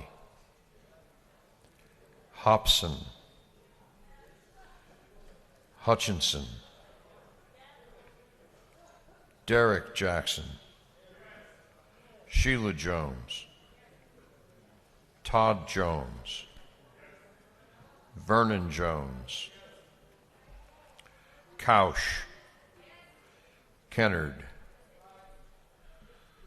Lopez Romero, Marin, McLean, McLaurin, McLeod, Meeks, Mitchell, Beth Moore, Colton Moore, Morris, Nelson, Wen, Paris, Prince, Pullen, Robichaud, Saints, Schofield, Scott, Shannon, Sharper, Smith, Pam Stevens, Abel Mabel Thomas, Turner, Walensky, Wilkerson, Mary Frances Williams, Noel Williams, Wilson, Beasley Teague, No. Bonner, Yes. Buckner, Yes. Burchett, Yes. Caldwell,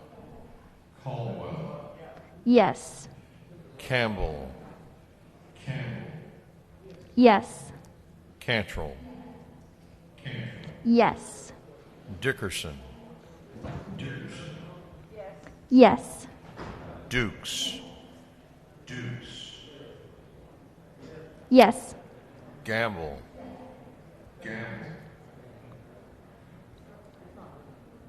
Yes. Gilliard. Yes. Gordon.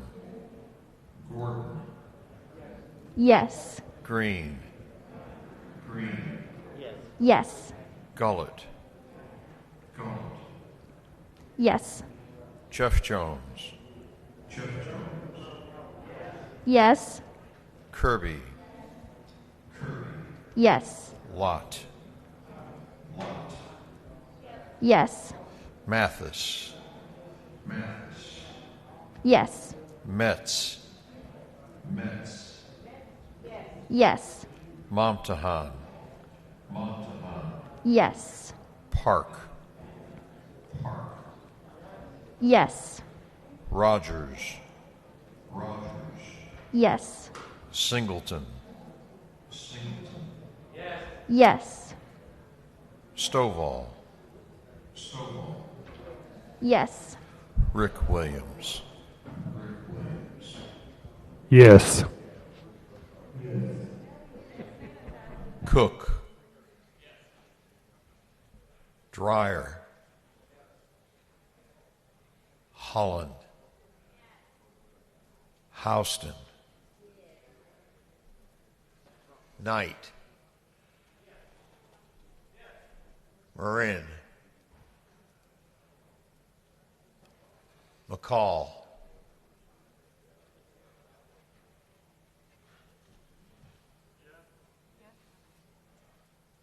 Yes. Perkle. Rutledge. Stevenson. Tarvin. E. Thomas. Washburn. Wilkerson. A. Williams.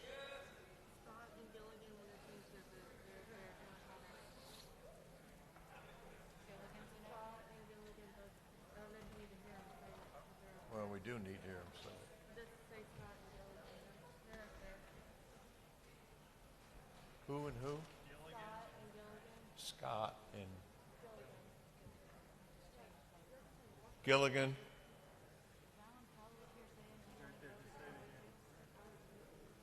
Scott.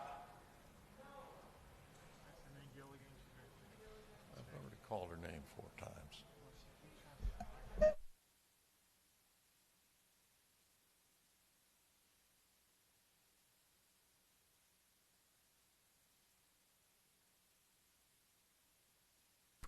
All right, I would ask members to take a moment, look at the board, make sure that your vote is consistent with your intentions.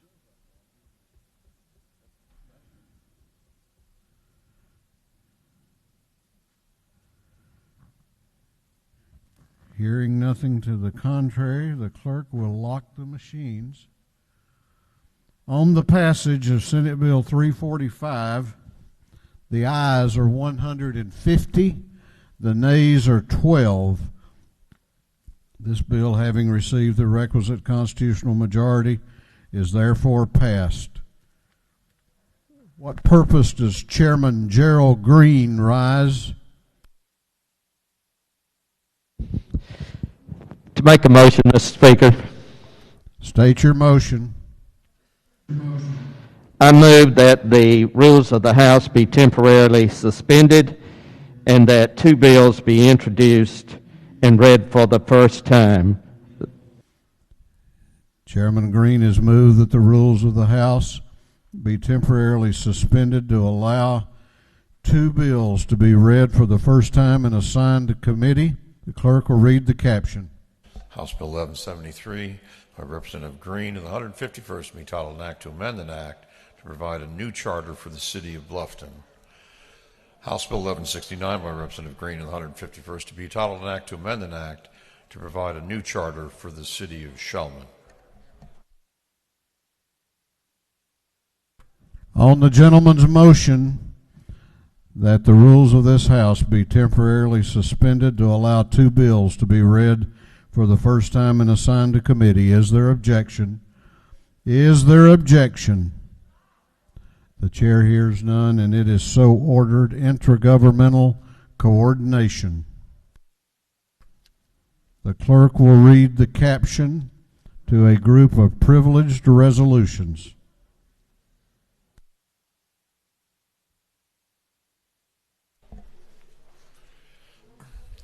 Recognizing and honoring Dr. Joseph Hobbs, honoring the life and memory of Roy Edward Gaines, honoring the life and memory of Rebecca Chase Williams, commending and congratulating Jonathan Gravis, recognizing and commending Sherry D. Smith on her outstanding public service, recognizing the 50th anniversary of Hart Pharmacy Incorporated and commending Marvin Wyman Griffin Sr., recognizing and commending Dr. Manjeet Chinnan upon his election to the International Academy of Food Science and Technology, recognizing and commending Maggie Bell Cheatham Cartwright, honoring the life and memory of Glenn E. Nicholson, honoring the life and memory of Garnet P. Webb, honoring the life and memory of Roy W. Painter Sr., honoring the life and memory of Jeanette Ray Kyle, recognizing and commending Shiloh Baptist Church on the occasion of its 180th anniversary. That completes the reading of the privileged resolutions. Is there any objection to adopting the privileged resolutions? The chair hears none, and the resolutions are adopted. The chair recognizes the majority leader to discuss a resolution.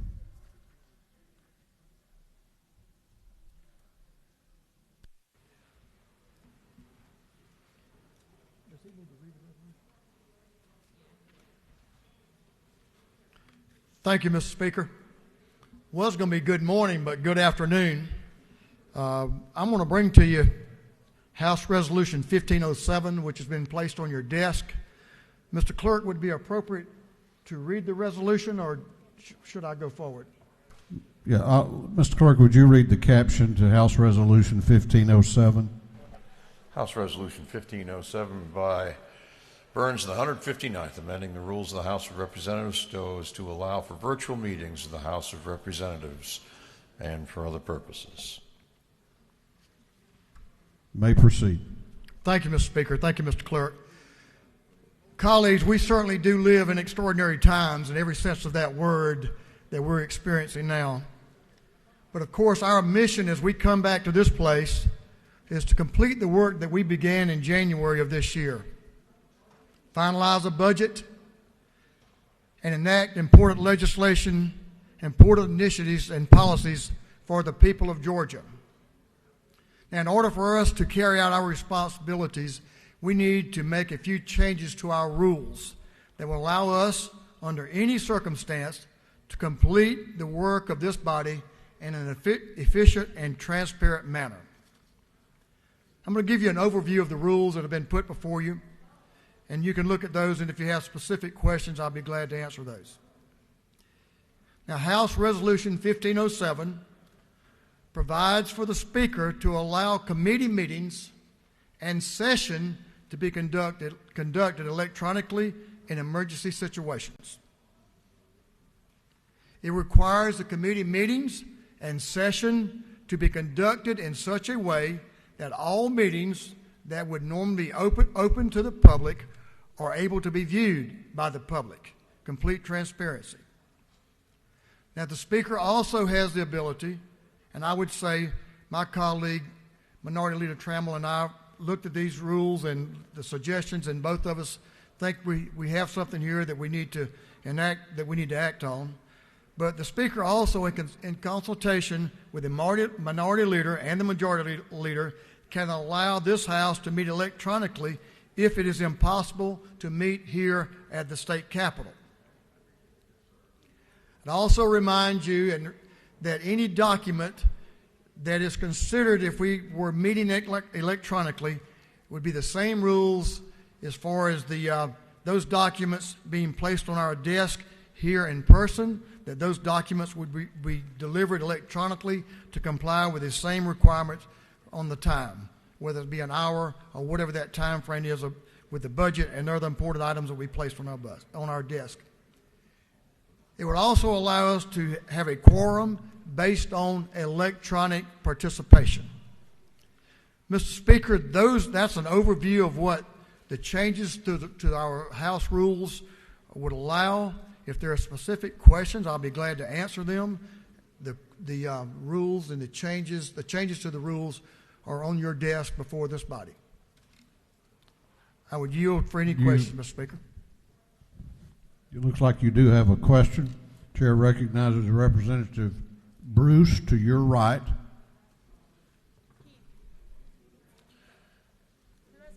Representative, they're going to bring you a microphone, I believe is how we're going to do that.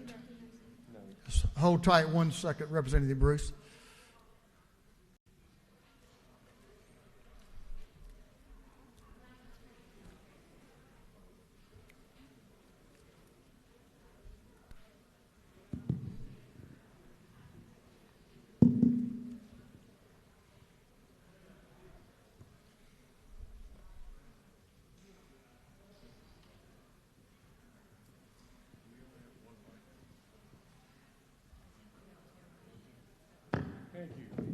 Does the gentleman yield? I yield, my friend. First, I want to just say thank you for this effort. This is the right thing to do. We absolutely don't need to be in this building. And I was going to go and do a morning order tomorrow, Mr. Speaker, but you're addressing it now, so I appreciate it. But I'd like to know, when will this go into effect? Because it's really important that we protect not only the people that are in this room, but we protect our families when we go back to them. So when will this be effective? Thank you, Representative Bruce. If we adopt this rule today, it will be in effect today. But I would say to you, and thank you for your concerns. We've spoken and we've had information shared back and forth. But certainly we believe the policy that was recommended to the Speaker, that was adopted as we conclude this session by that bipartisan committee that the Speaker appointed, that we would believe that those initiatives that come from public health, that have been endorsed by public health, by the Department of Public Health, certainly meet the criteria for protecting the members and certainly protecting those members of our families that we're associated with back home when we leave this place. So we think we have a good plan here. I see the members are cooperating, and certainly we believe that if we cooperate and put into place the rules as they exist today, right now, that protects us. But certainly these are additional tools in the toolbox when we need to enact different protocol as far as virtual meetings and telemeetings. So it would be available as soon as we adopt this, and I would ask you to adopt these rules.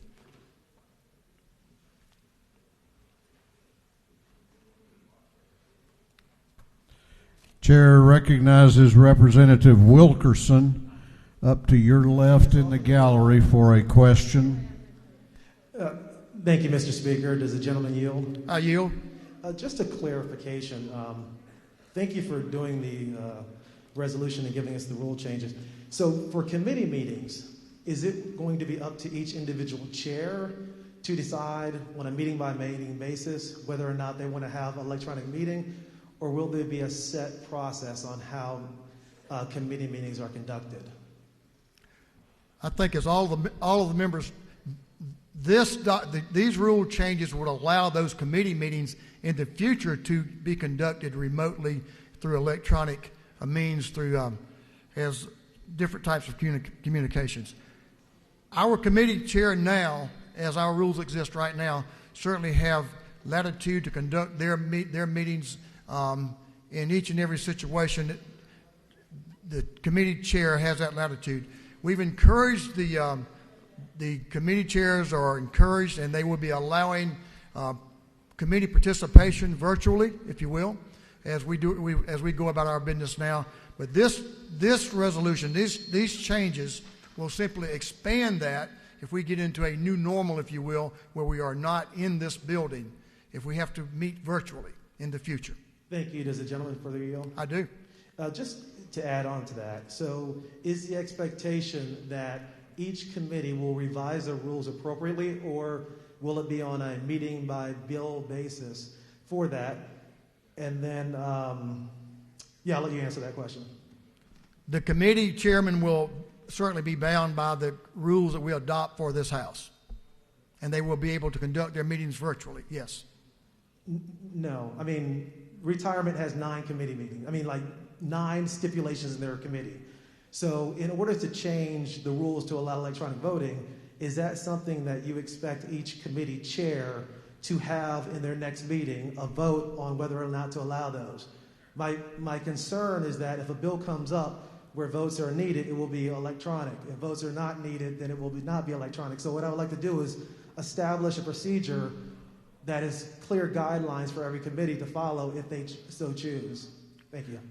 Those decisions will be made by the committee chair. The committee chair has latitude to make those decisions, but these will be tools in the toolbox for future use. But the committee chair still has latitude to help determine the rules for that committee.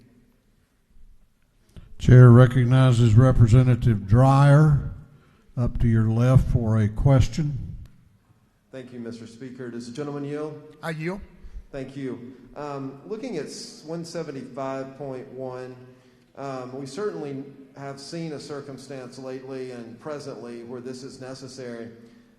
I think my problem, Mr. Majority Leader, is I read too much history, and I've seen at times abuses of power, and I believe that this effort is a good faith effort between the majority, the minority party, the speaker and his staff.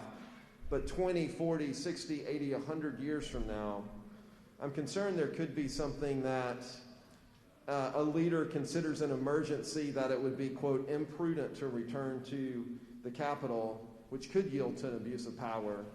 So I wonder if there's a way that we could put some sort of limit on this, that if maybe 20% of the members of the General Assembly petitioned and said that there was not an emergency that would justify meeting remotely, that we could come back here in this body and we could conduct our business and, of course, protect our democratic republic. Thank you for the question, and I think the time that we're in our lives right now, in the existence of the work for this body in our state and our country, certainly you can look at and forecast all sorts of things that could happen. But I will remind you that each year when we come back for a new biennial session, beginning of a new session, which would occur in 2021, we will adopt the rules for this House. So the rules, if we adopt these rules today, will only be for the remainder of this year, 2020. That's a fair point. Thank you, Mr. Majority Leader.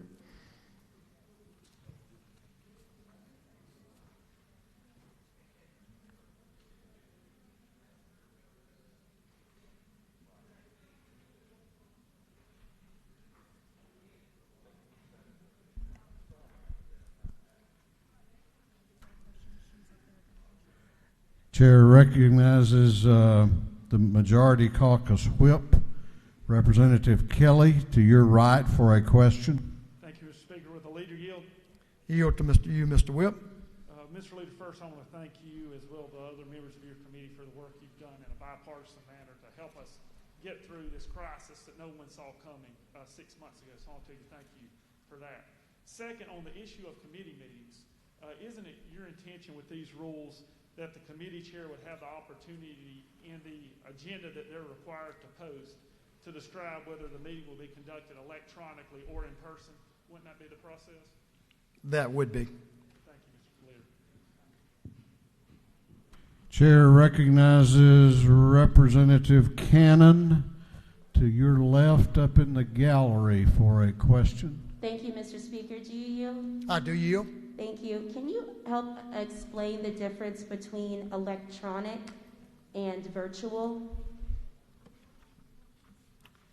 Basically, we were just trying to cover the different parts of technology, whether it be via just the ability to connect by the Zoom type meetings, and whether it would be just by a phone type meeting. We cover all the options from the electronics that are available to us to be interactive with each other. Do you further yield? I do yield. So based on that, if you're saying that electronic means telephone, then wouldn't we include telecommunications? I'm trying to truly understand the difference between electronic and virtual, but as a millennial, virtual would be Zoom. Electronic, I don't know what that is. What is electronic communication with someone? It could be over your cell phone or over a telephone, landline.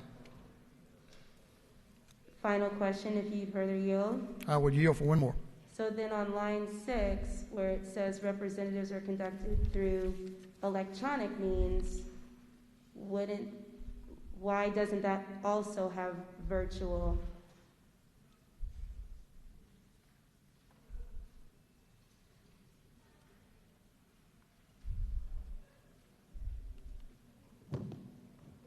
I think the intent was electronic and the virtual were consistent with each other, but of course our rules here on the floor that you can't speak into your cell phone and use your cell phone on the floor, so that would also amend those rules that would allow those type devices to be used in the communicative process for an open meeting, as if we have to go to that platform for future uses, future reference, to ensure that we have an open and transparent meetings for the public and as we conduct our business. Okay. I think, Mr. Speaker, if there's no further questions, I would ask this body. There are further questions, but you don't have to take any more. It's up to you. I think I've answered most of the questions, and my technological knowledge has certainly been expressed. So at that point, I would ask this body to do what we need to do, and that's to adopt the rules and the practices we set out in House Resolution 1507 to enable us to complete our work here and for the people of Georgia when anything different becomes necessary in the future. So with that, I'll yield the will and ask for your favorable consideration. Thank you, Mr. Speaker. I'm going to commend you, Mr. Leader. You know, Winston Churchill once said, courage is knowing when to stand up and speak out, and courage is also knowing when to sit down and listen. So, is there any objection to the previous question being ordered? The chair hears none. The previous question is ordered. We have a parliamentary inquiry. Chair recognizes Representative Bentley for a parliamentary inquiry.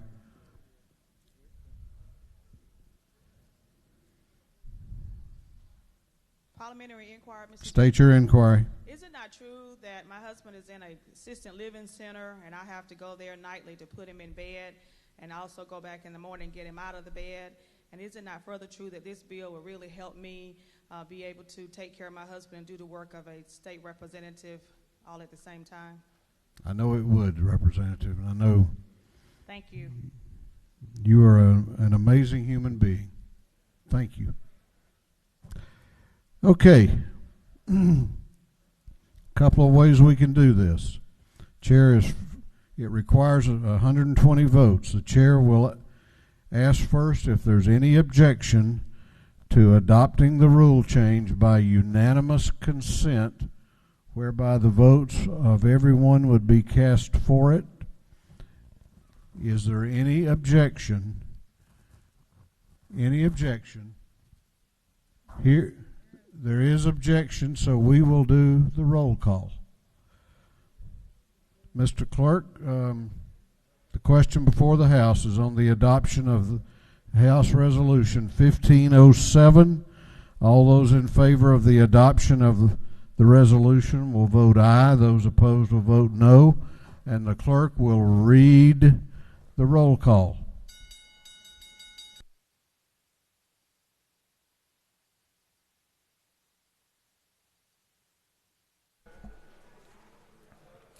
Alexander,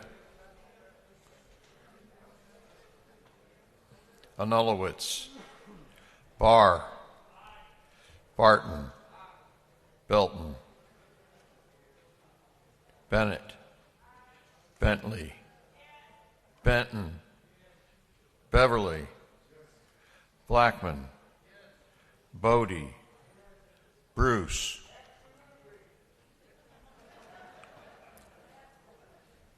Burns, Carpenter, Carson, Chokus, H. Clark, Collins, Cooper, Corbett, Dempsey, Dickey, Dollar, Drenner, Dubnik, Evstration, England, Irwin, Fleming, Fry, Gaines, Gardner, Gravely, Harrell, Hatchett, Hawkins, Hitchens, Holcomb, Holmes, Houston,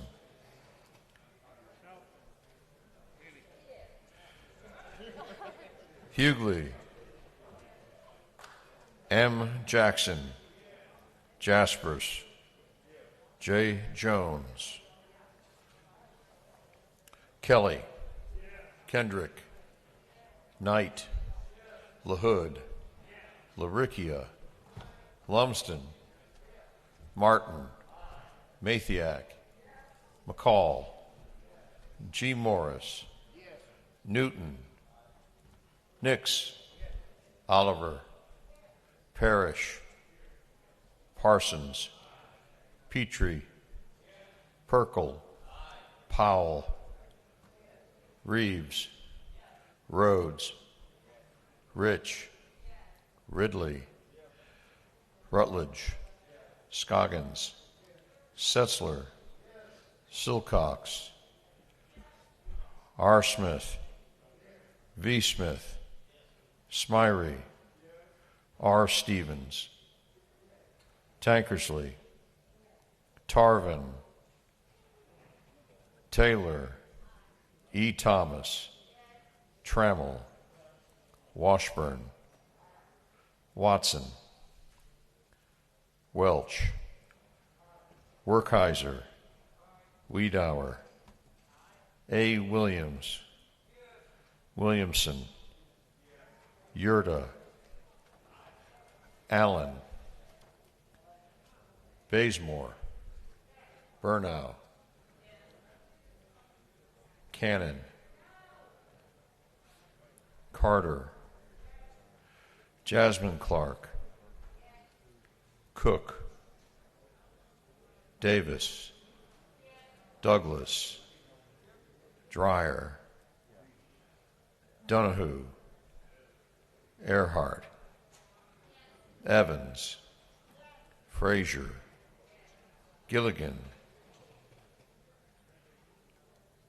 Gertler, Henson, Hill, Hogan, Holland, Hobson, Howard, Hutchinson, Derek Jackson, Sheila Jones, Todd Jones, Vernon Jones, Couch, Kennard, Lopez Romero, Marin, McLean, McLaurin, McLeod, Meeks, Mitchell, Bethmore, Colton Moore, Morris, Nelson, Huen, Paris, Prince, Pullen, Robichaud, Saints, Schofield, Scott, Shannon, Sharper, Smith, Stevenson, Abel Mabel Thomas, Turner, Walensky, Wilkerson, Mary Frances Williams, Noel Williams, Wilson, Beasley Teague, Yes. Bonner, Yes. Buckner, Yes. Burchett, Yes. Caldwell, Yes. Campbell, Yes. Cantrell, Yes. Dickerson,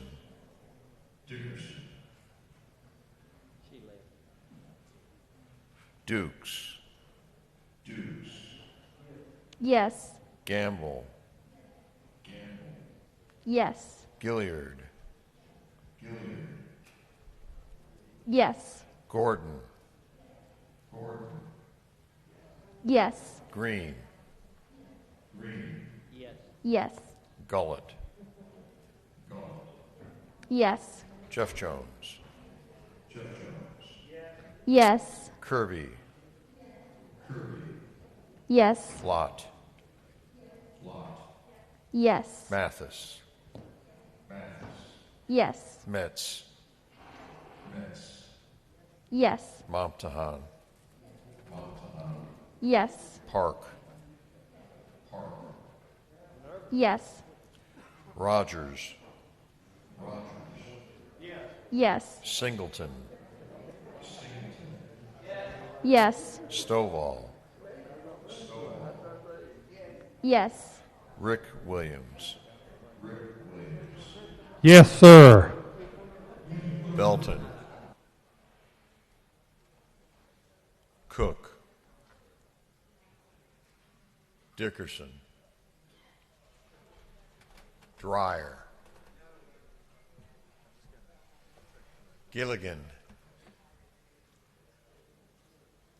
Holmes,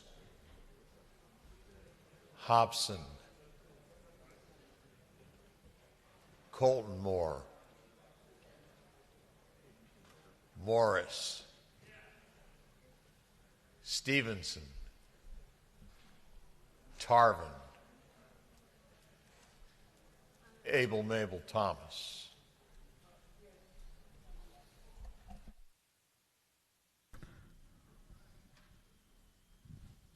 That completes the roll call and the voting. I'll ask members to take a moment and be sure that your vote is reflected accurately on the board.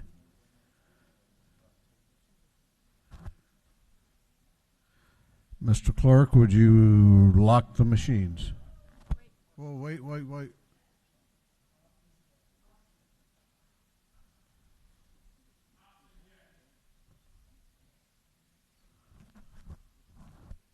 That is recorded. Now, Mr. Clerk, you may lock the machines.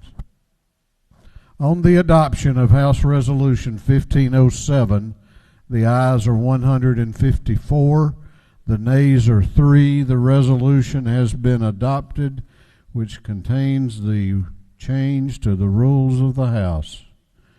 We do not have any announcements. We do not have any birthdays today. Mr. Chair recognizes the Majority Leader of the House for a motion. Mr. Speaker, I move that this House stand adjourned until 10 a.m. Tuesday, June 16th, 2020. The Majority Leader has moved that this House adjourn until Tuesday, June 16 at 10 a.m. All those in favor of the motion will say aye. Those opposed will say no. The ayes clearly have it, and this House will be adjourned until tomorrow at 10 a.m.